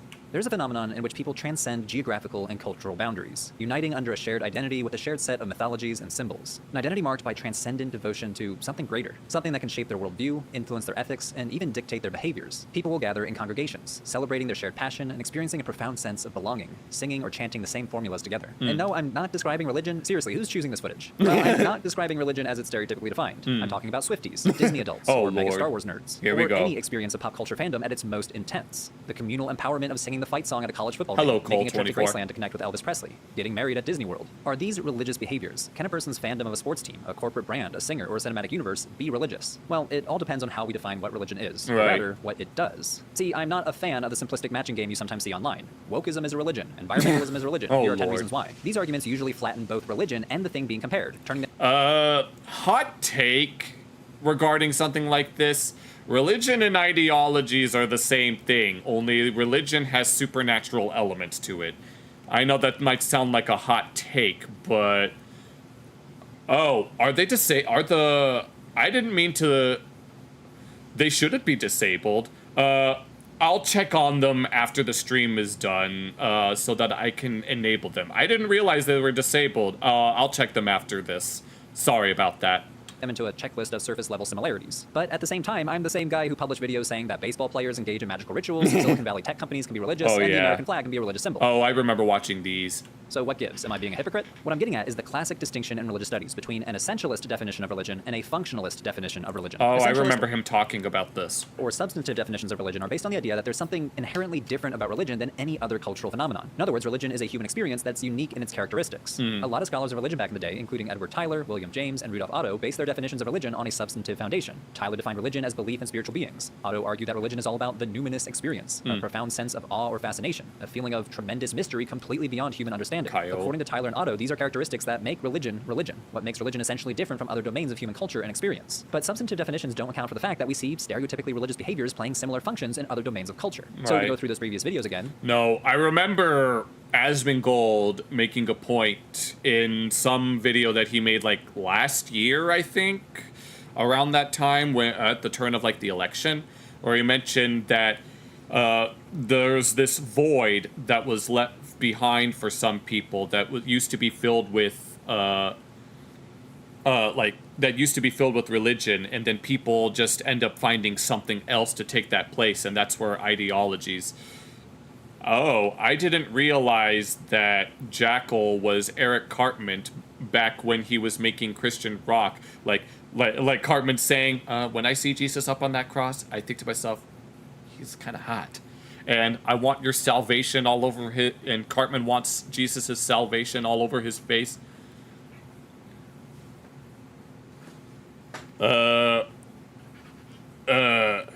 I don't know, Maker.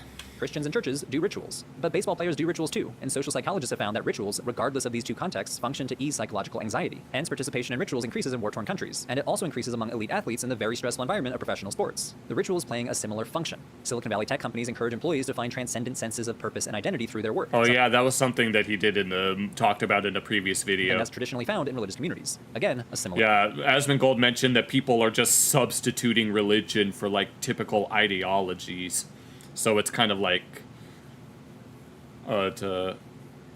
Jesus would be the perfect. Well, it kind of depends. Void and psychological. Yeah, I know the psychology of religion. I've been keeping up with Religion for Breakfast's videos for a long time.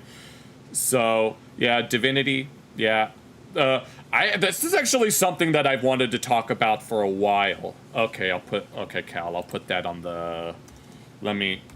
But yeah, I've been meaning to talk about like religion for a while, but at least in an informative context, because I know people can get pretty heated about that stuff, and I really don't want to promote toxic debate. I just want to have casual discussions. But yeah, I've been keeping up with not only like Religion for Breakfast, but there's also another YouTuber by a Swedish man, Let's Talk Religion, who talks about stuff like that as well. Their function. And the American flag is an object of devotion and a focal point for communal rituals, with strict social norms and taboos on how to treat that object. Again, something stereotypically reserved for sacred objects in a religious setting. Because the behaviors we call religious overlap so much with other parts of culture, scholars often turn to functional definitions of religion. Instead of asking... No, one of the arguments that, by the way, his name is Andrew, mentions like the 3 B's: belief, behavior, and belonging, where in some cultures, religion is more something that you do rather than what you believe. Like in Japan, most people in Japan aren't very religious, but they still perform like Shinto rituals at shrines and stuff. What religion is, like belief in a god, functionalists ask what religion does. And the answer is quite a lot. It generates powerful emotions and psychological effects, sets out rules for how to live, builds... Yeah, what Spanian was talking about. ...social hierarchies, and helps people grapple with life and death. Religion also creates solidarity. It pulls people together, channels group energy, and fosters a sense of belonging and a shared identity. According to this view, religion is not defined by doctrines, supernatural beings, or some special inner feeling. It's defined by what certain ideas and behaviors do for people and their communities. This means that religion is not some distinct thing that we can substantively define. It's a label we apply to a bundle of very ordinary human behaviors. Rituals, symbols, moral codes, group identities, hierarchies. None of these are inherently religious until someone decides to call them that. Yeah. Which brings us back to fandoms. Yep, and here we go. I guess this is where it ties all together. I actually kind of want to speed this video up a little more. Yeah, I really want to get to the Alex Bale video. Superfans would scoff at the idea that their devotion to Taylor Swift, Disney, or Star Wars is religious.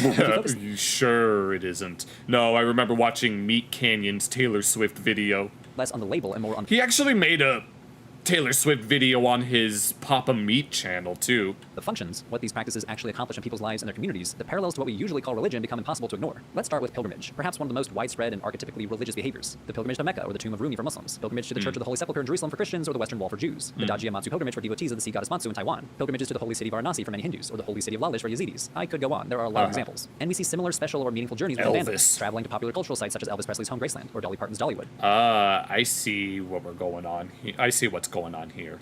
Fans of the Twilight series traveling to Forks, Washington, where the series takes place. Fans of Lord of the Rings traveling around New Zealand, where the movies were filmed. Or fans of Star Wars traveling to the deserts of Tunisia to see the ruins of Luke Skywalker's childhood home. But this is a surface-level comparison unless we can demonstrate... No, gotta take a trip to, I think it's New Zealand, where Lord of the Rings was filmed.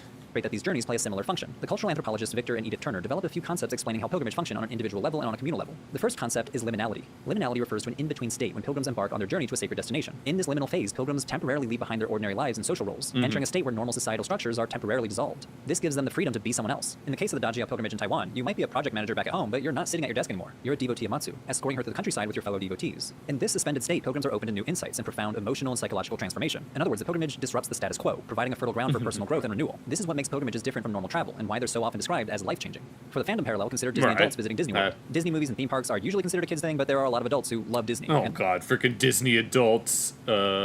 Basic superstructure get more materialist. I'll get back to you on that. No, Disney adults. No, freaking lots of Meat Canyon references. No, the Meat Canyon, Melvin's Macabre, Disney adults animation. Oh lord. going. Oh, you're going to sleep. You're heading to Hey Jackal. All right. Thanks for joining us anyway. Impossible Chinese typewriter, huh? I mean, really, really love it. They visit Disney theme parks several times a year, they collect Disney merch and display it in their homes, and they describe being in a Disney-branded place as magical. It can be an intense devotion. And the scholar of religion Jody Eichler-Levine says that the treks to Disney World that Disney adults make are akin to religious pilgrimages. In her research on Disney adults, she found thousands... Yes, we're bringing to the Great Church of Walt Disney, as they say. participate in rituals like wedding proposals, birthday celebrations, I and don't know pregnancy who announcements. says The that. Disney fans I've observed in the parks and online find immense meaning there. People don't just celebrate at Disney. They mourn lost relatives. They go to Disney World to mark surviving cancer. They go there for one last trip before they die. If these Disney trips are used to celebrate weddings, mourn the Well, that certainly describes the Meat Canyon video. dead, or mark survival from cancer, moments of ultimate concern, from a functionalist perspective, the pilgrimage to Disney operates a lot like the liminality of pilgrimages as defined by Victor and Edith Turner. Fans leave behind the routines of ordinary life and enter a liminal space where everyday roles are suspended. You're not an accountant or a teacher anymore. You're a Disney fan, or shall we say devotee, living in a world where the normal Sure. rules are temporarily dissolved. And in that space, people report powerful experiences of meaning, identity, and transformation, the same kinds of outcomes that religious pilgrims have long described. Edith and Victor Turner also developed the idea of communitas, which describes the intense solidarity and equality experienced by people on pilgrimage. Your different social or economic Disneyfilies. If I'm saying it right, I'm not praying to that. backgrounds don't matter. You're all in this together, journeying side by side out of shared devotion. Pilgrimage thus functions to reinforce social bonds, creating a sense of belonging and shared purpose, which is a sharp contrast to the structured hierarchies of everyday life. The Hajj in Islam makes this especially clear. Every pilgrim, whether rich or poor, wears the same simple white garments, erasing outward differences of wealth or status and emphasizing their equality before God. Now, a lot of fan pilgrimages are solitary, but the pop culture scholars Lynn Zubernus and Catherine Larson point to fan conventions as a clear expression of community. Oh my god, no, I need to do a freaking I really want an Organization 13 coat. They argue that conventions create a temporary space where normal rules of behavior and self-expression are suspended, replaced by a sense of belonging among people with the same passion. Oh my god, that would be an amazing VTuber accessory.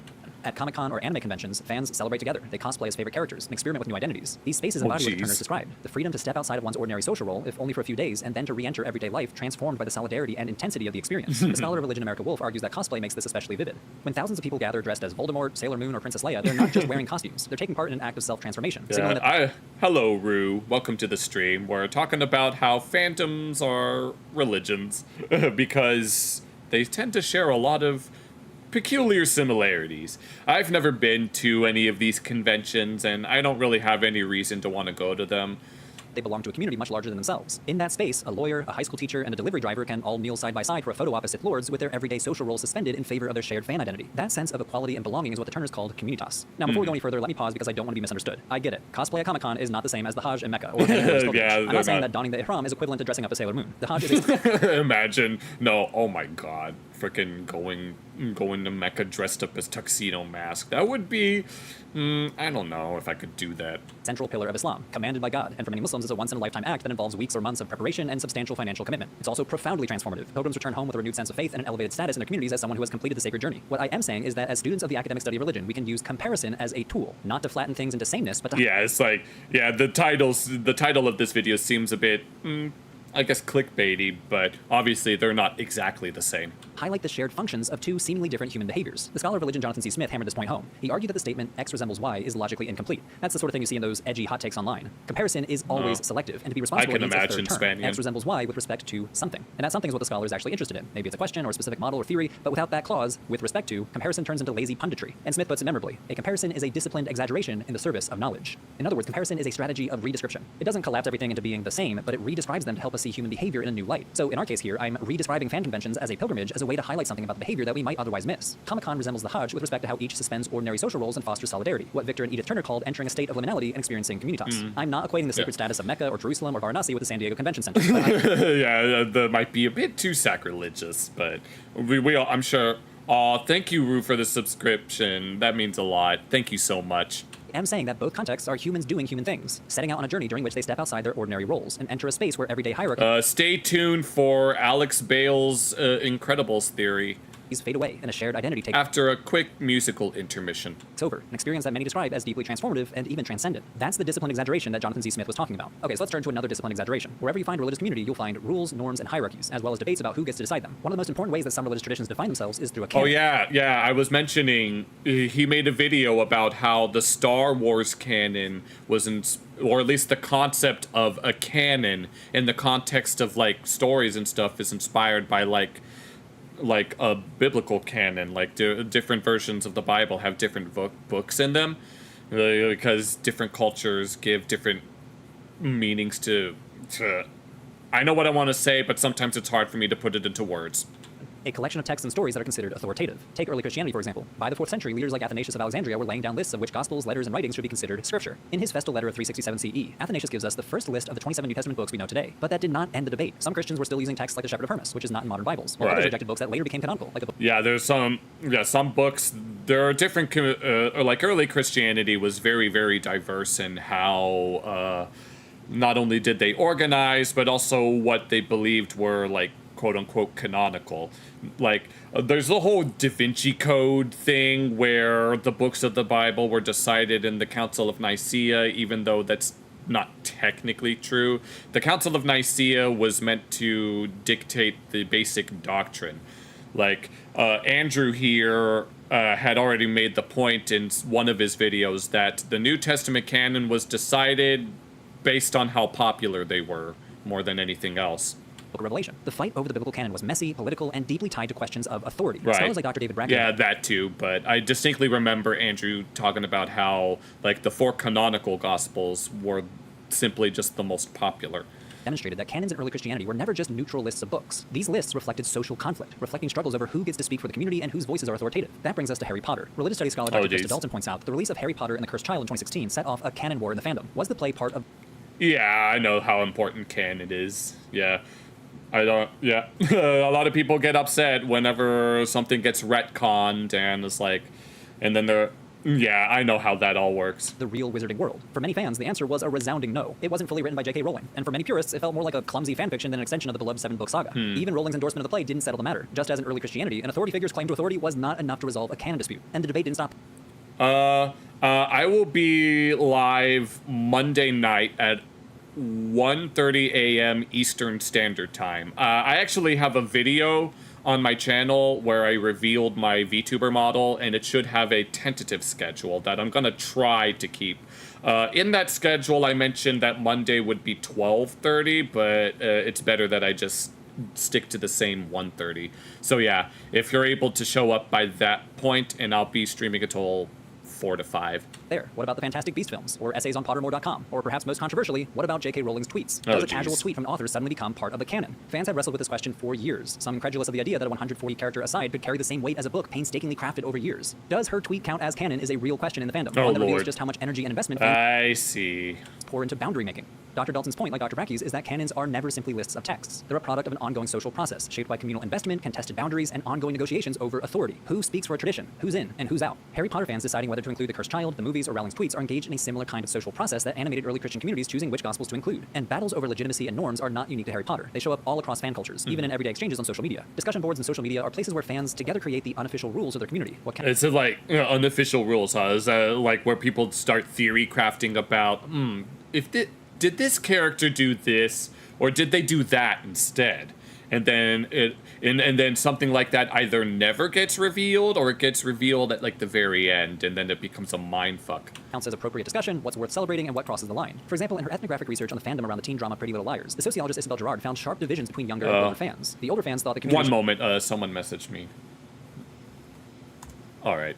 Focus on the show's big themes. You know, the plot lines, character arcs, the portrayals of female friendship, but the younger fans poured a lot of energy into romantic pairings and speculation about the cast members themselves. Dr. Gerard found that adult fans were deriding younger ones as fangirls or shippers, belittling them as unserious. Dr. Gerard argued that these older fans were doing this to legitimize their own precarious position as viewers of a show clearly marketed for teens. On the surface, this might sound like petty disagreements about a TV show, but zoom out and they look remarkably similar to disputes in religious communities. In both fandoms and religions, these battles over legitimacy reveal deeper struggles about authority, belonging, and identity. Okay, so we've looked at pilgrimages and we've looked at canons, authority, and disputes over legitimacy. Now let's turn to ritual gatherings. Pilgrimage bonds people over the course of the journey. These gatherings do it in a single concentrated burst of energy. Moments when people chant, sing, dance, or celebrate in unison. Suspension of disbelief, right? Yeah. Suspension of disbelief is really important in the context of like certain stories that are like sort of a fantasy setting, but also somehow rooted in some form of reality. Religions, stereotypically defined, have plenty of these examples. Haitian Vodou dances, Pentecostal worship services, the Ghost Festival in China. These large-scale gatherings can generate what the sociologist Emil Durkheim called collective effervescence, a surge of energy, harmony, and excitement that bubbles up when people rally around the same... all right. Go ahead. All right. If you're heading out, I'm glad that you enjoyed it. Yeah, it's nice chatting with you as well. So take care. Same thing at the same time. For Durkheim, the power lies in... the VOD will be up. I will check each of the VODs to make sure comments are enabled. So don't worry. All right. happens to the individual. You get pulled outside Yeah, don't worry, Spanian. Yeah, I know what it is.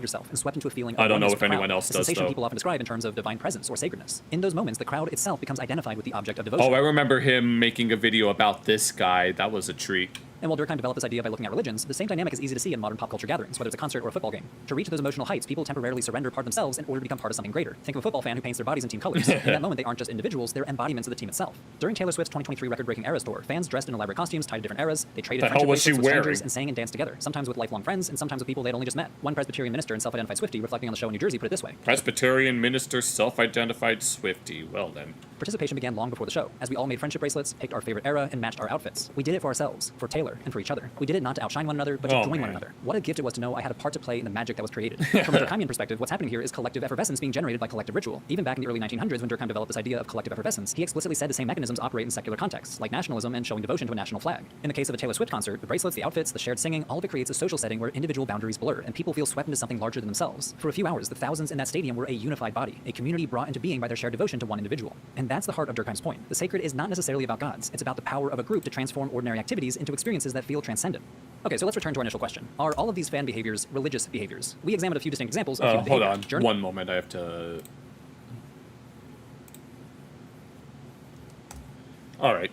Sorry, someone's messaging me. to a specific location that is historically and culturally relevant to a particular community, and how those journeys function to transform individuals and communities. We also examine the practice of choosing certain works as authoritative, exemplary, and foundational. There's certain works as authoritative. It's like you have all of these, like, I guess you can call them companion books, but some of them might be, like, ambiguously canon. To the community, and how those authoritative bodies of text can function by prescribing boundaries of acceptable belief and practice. And we examined how communal gatherings that are focused on an object of devotion can function to create a heightened state of communal unity, emotional intensity, and shared identity with that object. If someone sees an image like that, that might be...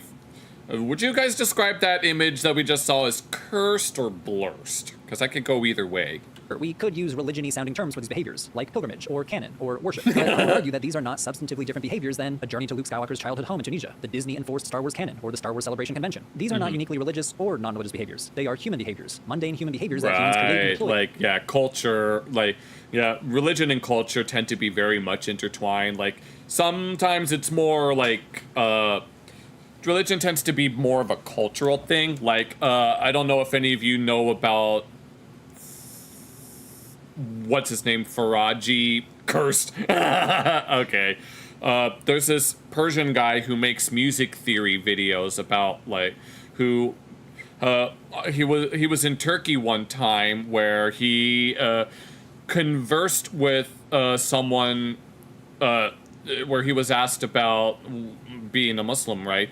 And he did and didn't do things that you are either supposed to or not supposed to do. Like this Turkish man mentioned that he doesn't pray 5 times a day, because he feels like that he doesn't have enough time. And he also drinks alcohol like a lot of otto people, even though that's supposed to be haram. And it's like, so I guess in that context, it's more of religion is more of a cultural thing than it is like a hardline rule. But you'd be surprised by how many people that they identify with a certain religion, but they don't necessarily practice it as such. I know that, like, secular Jews are a very good example of this. In all domains of culture. Sometimes the special journey honors a deity like the goddess Matsu, and other times the special journey pays homage to a larger-than-life figure like Elvis. I'll reiterate that I'm not saying that Matsu and Elvis are the same. What I am saying is that the practice of pilgrimage plays a similar function in each case. Both bring communities together, both create meaning through travel and ritual, and both reinforce a shared identity tied to a revered figure. Calling one religious and the other non-religion is itself a defensible choice, but when I choose to call both religious, I would argue it's also a defensible choice. A deliberate, disciplined comparison to highlight that what we label as religion is really a bundle of human behaviors, repurposed in different contexts for different goals and functions. Right. This is why scholars of religion and pop culture increasingly argue that fandom could be understood as religious behavior. We overlook the similarities only because of a knee-jerk essentialist tendency, the tendency to treat the category of religion as a special, separate category, set apart from other aspects of human life. Consider a thought experiment. In regards to how I feel about fandoms in general, I don't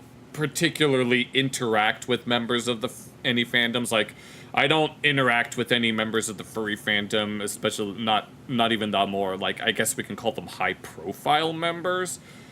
But, hold on, I'll get back to you on that. But there are, like, different games and shows that I like that also have very strong fandoms, but I'm not actively involved in any of those. So I guess I can't really say, where am I from? I'm from the US, but I'm not really actively involved in any fandoms. Oh, hello, dead toilet. Oh, God, I'm not real.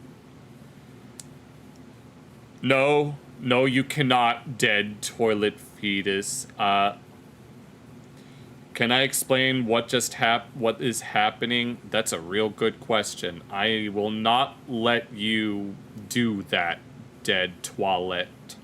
No thanks, I'm good. Religious studies scholar Steve Ramey. At But, the University of Alabama, thanks Saturday game for days are sometimes following. jokingly called church. But Dr. Ramey says try flipping comparison. Switching the order to call a worship service the game day of The game day. Christianity elevates the game day If you're going to do it, you don't show it to me. Keep that on wherever the hell you're going to put it where it belongs. I'm not Vosh. experience as the norm, a norm that we find surprisingly mimicked in gatherings that people commonly see as religious. In other words, calling Sunday worship the game day of Christianity forces us to see the football stadium as the baseline, forces us to see it as the Yes, keep it there where it belongs, all right? human activity, and the church service as the variation of it. Fans streaming into the stadium, chanting Roll Tide, tailgating, wearing crimson jerseys. Suddenly those look a lot like ritual behaviors. And when you see it this way, perhaps Oh, by the way, dead toilet, you missed Jackal, who is into vor on that website. And I told him that he needs to keep it to himself. And by the way, you need to put your hands on your desk where I can see them. All right? chanting Roll Tide is no different than a call to prayer. And speaking of ritualized... I'm gonna have to cut that out of the video if I make this into something standalone. I might even have to, I don't know. is shouting. A few months ago, the season finale of Abolish Everything dropped on Nebula. Abolish Everything is a competition show. Okay, that's the end of that video. Well, that was pretty fun. The chat took a weird direction, but... Wait, what is your question, Rue? Are we still talking about... Oh, yeah, going back to what Spanian is, pragmatism and utilitarianism. I need to look those up real quick. Let me Google them. If I make this reaction to a standalone video, me Googling those words is probably gonna be cut. Pragmatism. Well, yes, a pragmatic attitude. Assess truth of meanings of theories or beliefs in terms of success. Okay. And then utilitarianism. Moral theory asserting that an action is right because it produces the greatest happiness and towards the best number of people. I'm sure there's obviously a lot of faiths teach that you want to do good for others so that they can do good for you, because obviously in that, and then a lot of faiths promote behaviors that are not only good for other people, but good for yourself as well. So I can imagine that it wouldn't be like, I'm sure there's plenty of relation to it. But, all right, so that's going to be it for that video. Let me check all of the, making sure that everything is okay. All right, that's going to be it for that. I know I said that I was going to do a music intermission, but we might actually do the music towards the end of the stream, because I really want to check this video out. When I saw this, I was like, oh man, no, we had to react to this on stream. But, oh, did I answer the question? I'm sorry. There's a delay between when you're watching this and when I receive your chat messages, so obviously I'm not going to be able to respond in real time. But let me see what we've got over here. Gonna make sure that everything is as it needs to be. I'm checking the stream right now, make sure everything is looking good. Alright, everything is looking good. Rather than doing music intermission, I just kind of want to jump straight into this, and then we could do music after that. But, oh, I'm definitely making this into a standalone video. Alright. In the event that I make this into a standalone video, what's good, everyone? Welcome to my YouTube channel. I'm Bizcoon, and today we're finally reacting to a brand new Alex Bale video entitled The Incredibles Theory. Gamma Jack is Jack Jack. Now, when I first came across this video, I didn't realize that it was Alex Bale. But then I saw Internet City react to it, and Alex Bale was in the thumbnail, and I was like, oh, I had to react to this. For some context, there are a lot of Incredibles videos and shorts. Alright, if you gotta go, then go on ahead. Thank you for joining. Okay, but I've been seeing a lot of Incredibles related, let's say the word nothing, there. But I've seen a lot of Incredibles related videos pop up in my recommendations, including some shorts that pop up. I've watched a few of them and they talk about a lot of interesting things, but I really wanted to react to this video in particular because I really wanted to react to this on stream because I thought it would be a lot of fun. But either way, if you're watching this as a standalone video on YouTube, make sure you guys go check out Alex Bale's original video before watching this one. I'll put links in the description. And let's go ahead and see if Jack Jack really is Gamma Jack.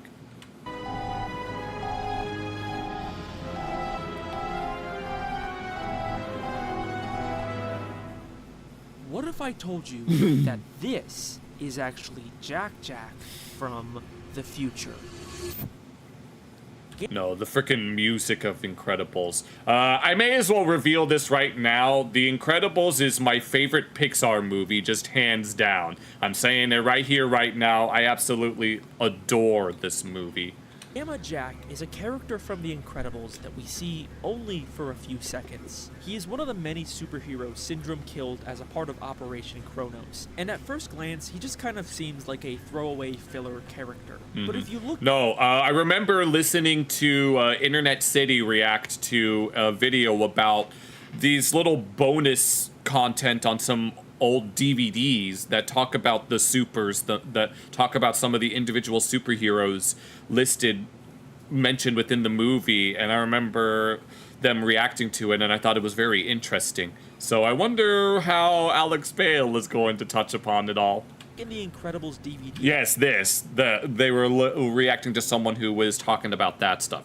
Extras. You'll find a bunch of files full of information Yeah, about all of these deceased heroes, including their powers, personality traits, and even audio clips of them talking. I'm a man of culture, a man of passion, Yeah. and I would say a man of humor, which is not widely known. But Gamma Jack's file is a bit different than the other heroes. I remember listening to it on my way home from playing DDR, and I remember that one guy, whatever his name was, the guy that works with the supers, I can't remember his name. I'm sure you guys know who I'm talking about if you've seen the movie.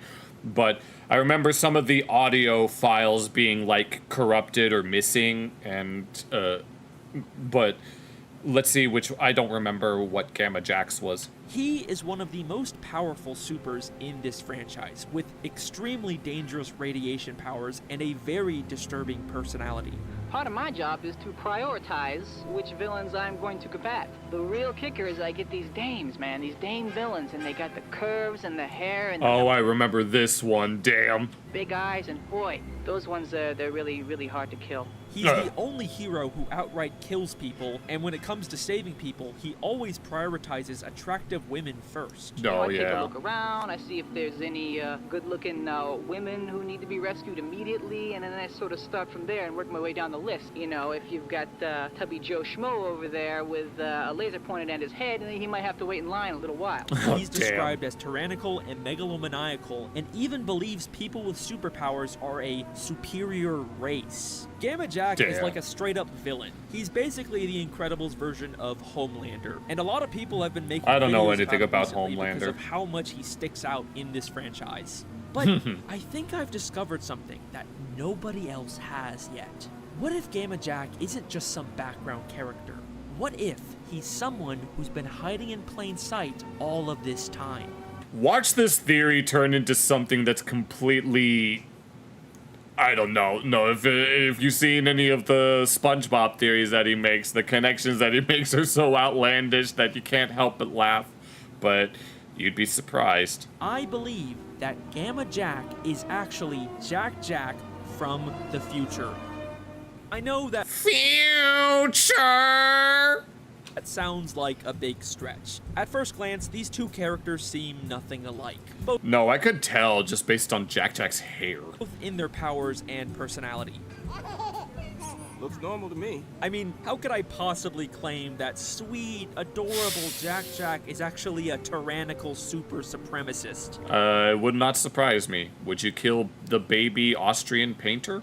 Well, just stick with me, because I guarantee that this will be the most compelling, believable Incredibles theory you will ever hear. You are going to be blown away by how well all of this lines up. This is the Gamma Jack theory. No, I've seen a lot of like theory videos pop up every now and then, and yeah.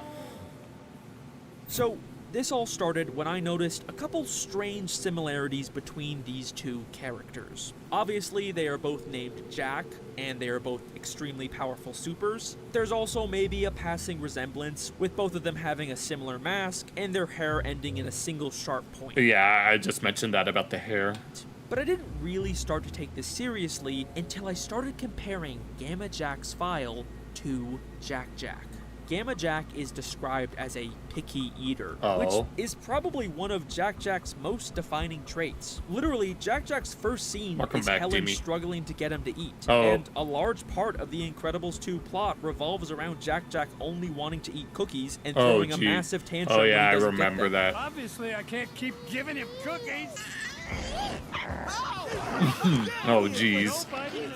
Jack is an extremely picky eater. Gamma Jack Alright. is also described as a favorite of the ladies, which I think you can also apply to Oh no, I remember Edna Mode having a fascination with Jack. For being a super. Can't I, little boo-boo?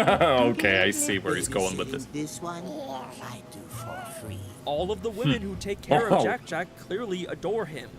I stayed up all night. No, I remember after, we went to go see The Incredibles 2 with the family, and my mom mentioning that my mom never really saw Edna as being like a fan of babies, but the fact that Edna has a fondness for Jack in this context is, yeah, she was quite surprised by. You sure you look fabulous in your mini He's definitely a favorite of these ladies. Okay, but what about tyrannical and megalomaniacal impulses? Well, doesn't that kind of sound like how Jack is constantly and impulsively throwing violent tantrums? Combustion imminent? What does that mean? It means fire. It means Milan, darling, Milan. Fights someone, he seems to always go for the kill, just like Gamma Jack. I mean, he did kind of indirectly kill Syndrome. Okay, so there are some surprising similarities here, but let's address the elephant in the room. Gamma Jack is an adult who died in the past, and Jack is obviously a baby in the present. For this to work, there would need to be some kind of time travel involved. Does he secretly have time travel powers? I don't remember any of the supers in that collection that I was listening to having any time powers. And while Jack is an extremely powerful super with many different reality warping powers, we never actually see him do anything that resembles time travel. The closest we maybe get is his weird ability to travel between dimensions. What the? Cookie. Cha-cha want a cookie? Wow. He can still hear you From the other dimension. Yeah. That is freaky. Except, I think there might be more to this dimensional power than we think. Okay, so we're using time travel with... infusing time travel with interdimensional travel. In The Incredibles 2, Edna creates a device that can help track and manage Jack's powers, and it can even be used to help find Jack when he moves into the other dimension. He vanished! Okay, good. Use the thing. See that? That's the current readout. Click it. See the readout? Dimension 4. So where is he? There!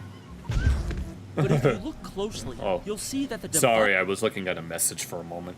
...labels Jack's dimension as 4D. Jack became a tesseract. As in the fourth dimension. A dimension that is commonly accepted to represent time. Meaning when Jack is warping through dimensions, he is... actually traveling... I was gonna read that little blurb at the bottom, but... through time. Okay, so Jack could have traveled back in time and became Gamma Jack. But here's another big issue with this theory. If they're supposed to be the same person, then why are their powers different? Maybe you could argue... Yeah, because I remember reading a YouTube comment at one point that was about the Incredibles, about how each of the members of the Parr family, their powers represent the, you know, the archetypal family member, like the big strong dad, the flexible mother, insecure sister, the hyperactive son, and the baby with endless potential. But Edna described Jack Jack as being a super. Jack Jack has some radiation-based powers, but Gamma Jack definitely doesn't have Jack Jack's many reality-warping god powers.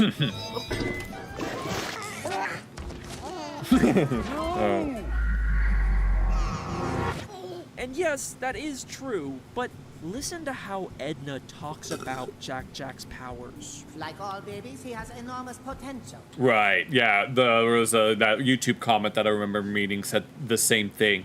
It is not unknown for supers to have more than one power when young, but this little one has many. It is not unknown for supers to have more than one power when young.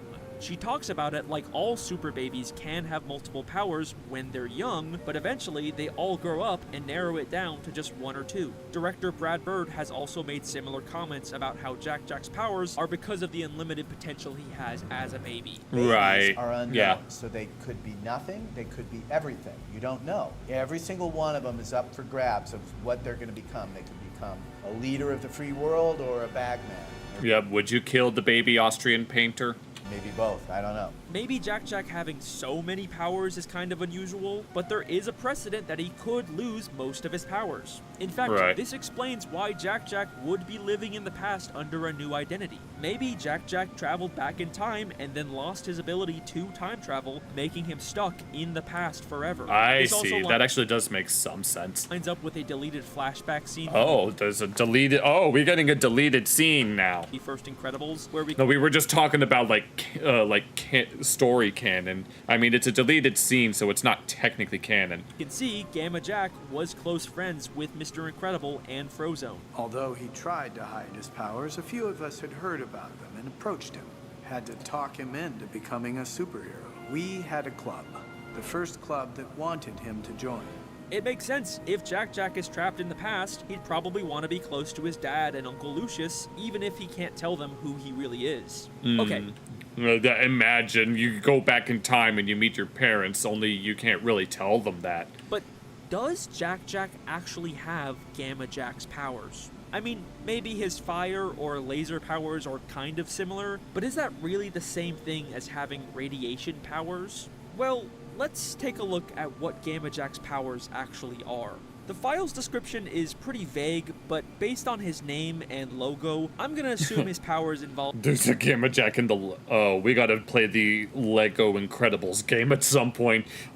Specifically gamma radiation, right, which is a form of high-energy electromagnetic radiation. Yeah, this is gamma rays are supposed to be like the highest level of radiation on the electromagnetic spectrum.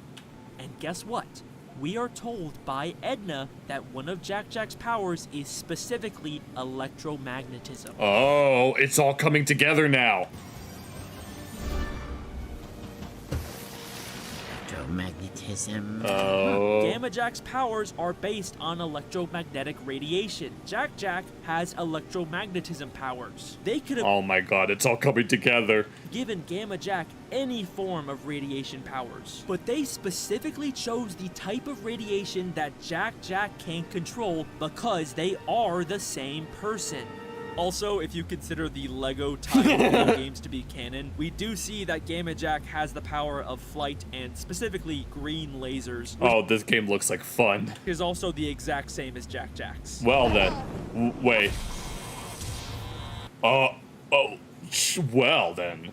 But Jack Jack's shooting his lasers from his eyes, and Gamma seems to be doing it from his hands. Do I even need to keep going at this point? Gamma Jack is Jack Jack. This has to be intentional. Yep, and here comes the categorical statements. Okay, so these characters line up really, really well, to the point where I don't think that this is a coincidence anymore. Coincidence? I think not! But there is still one final issue with this theory. There's always that one thing that prevents it from being tied together, and then he finds something that suddenly ties it together. Why would Jack Jack, a sweet, adorable baby with 2 loving parents with good values grow up to believe that supers are a superior race. Like, that kind of feels like the last thing Jack Jack would ever believe. I mean, Helen even goes out of her way to tell her kids that having powers doesn't make you inherently better. Right, that was like one of the themes of the movie. Dad always said our powers were nothing to be ashamed of. Our powers made us special. Everyone's special, Dash. Maybe. Which is just another way of saying no one is. Because when everyone's super, no one will be. Bob is a little more enthusiastic about superpowers, but he would definitely never call them a superior race. I mean, Yeah, I don't think Bob is anything like that. Bob has always, Bob, Mr. Incredible, has always been one to want to help people. We all seen that scene where he's in his boss's office, where he sees that one guy outside the window getting mugged. that is just unambiguously next level discrimination. Where the hell would Jack Jack possibly get this insane idea from? I used to design for gods. No, it can't be Edna. No, Edna is like the centerpiece for a lot of theories, including how Edna may have designed Syndrome's suit, and that she deliberately designed it with a cape, knowing that Syndrome was evil, and knowing that the cape would be his downfall. You are a tiny god. They are lucky to be in your presence.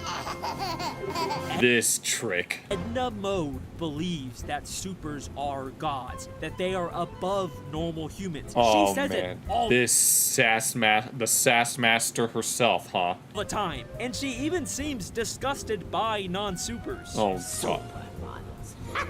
Nothing super about them, spoiled, stupid little stick figures with poofy lips who think only about themselves. Now, to be fair, that line, obviously, a lot of supermodels might be very, very spoiled.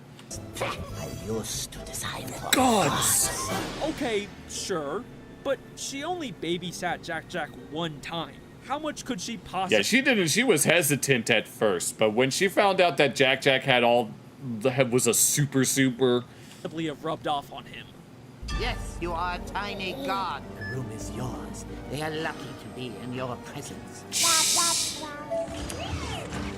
Literally Oh my after God. one day with Edna, Jack Jack starts acting exactly like her. Oh my God, no. Exactly like Gamma Jack. Oh, These people no. are Lucky to share the city with supers. They are lucky to be in your presence. Oh my God, that's diabolical. And then she offers to babysit him anytime after this for free. But babysitting this one? Edna, you sneaky bitch. I do for free. Holy shit, she is absolutely gonna mess this baby Oh up. no. Well, there you go. I think this is a very strong case for Jack Jack eventually becoming Gamma Jack. Well, then. Unfortunately, this does mean that Jack Jack will eventually be killed. Oh my God, imagine finding out that your own kid died. No, I mean, that would be devastating for anyone, but if this theory is true, it adds a whole nother meaning. By one of Syndrome's robots. Maybe you could argue that's a good thing considering who he turns into. Or maybe he somehow faked his death. I don't know. It could be possible. You can actually make a very strong case for Gamma Jack faking his death. It seems unlikely that a weaker version of the Omnidroid would be able to kill someone so powerful, even if he didn't have all of Jack Jack's powers. Also, AOA, or Bob, was able to fool Syndrome into thinking he was terminated pretty easily. Depending on when Jack Jack got stuck in the past, he would likely know about how Gamma Jack died, so he could have the foresight to avoid or fake his death. Gamma Jack's file says the National Supers Agency is closely monitoring him because of his threat level, so he would have a motive and try to fake his death and get the NSA off his back. I do think that there's something kind of interesting about Syndrome killing Jack Jack, but then later baby Jack Jack indirectly kills Syndrome. So That would be pretty good poetic justice. it's kind of like this poetic time loop. The Incredibles 3 is coming out in... Wait, there's an Incredibles 3 coming out? This is my first time hearing about this, and it's from an Alex Bale video? Jeez. 2028, so I guess we'll have to wait and see if it supports or debunks my theory. You know, even if this was intentional at one point, I do kind of doubt that they'll ever bring back this pretty obscure Gamma Jack character, but... Are they gonna bring back any of these other characters if they decide to do a prequel movie? You know, we'll see. Thank you for watching. Hold on, let me read that real quick, sorry. Pretty obscure Gamma Jack character, but, you know, we'll... If The Incredibles 3 debunks this theory, I'm sure you could find a way to still make it work, given that Jack has both cloning and shapeshifting powers. Gamma Jack could be one of his clones that got stuck in the past and shapeshifted to look like him, keeping the head. Respect. We'll see. Thank you for watching. If you like this video, please consider checking out my other fan theories and subscribing. I've got other Oh man, that was a banger of a video. I enjoyed that. No, Alex Bale, always a treat. No cap. But if you're watching this as a standalone video on YouTube, thank you for watching this. Be sure to hit the like and subscribe and leave a comment because the algorithm is a bitch. And I guess I will see you in another video. Take care. Alright, checking the stream. Alright, now I'm going to check the stream to see how things are going. There doesn't seem to be anything going on now. We seem to have 2 viewers at this point. We've got one person on YouTube and another on Kick, which might be the mod. Oh, it's you, Aisha. I figured that it was you. Everyone else seems to have left, which I don't blame them. Sometimes it's like, you stay for Hassan, but then you leave for everything else. But it's about 4 a.m. Now, I do have all of those songs that people suggested, but since I gotta get up early in the morning, since I gotta wake up early for Yu-Gi-Oh, we can probably spend the next few minutes to just chill for a little bit. Let me check everything to make sure everything is a-okay. Well, at least you stuck around, H. That's more than I can ask for. We gotta find a way to keep people watching. No, it's like you stay for one thing, but then you leave for another. I mean, I don't blame people, but I'm just saying. Alright, let me...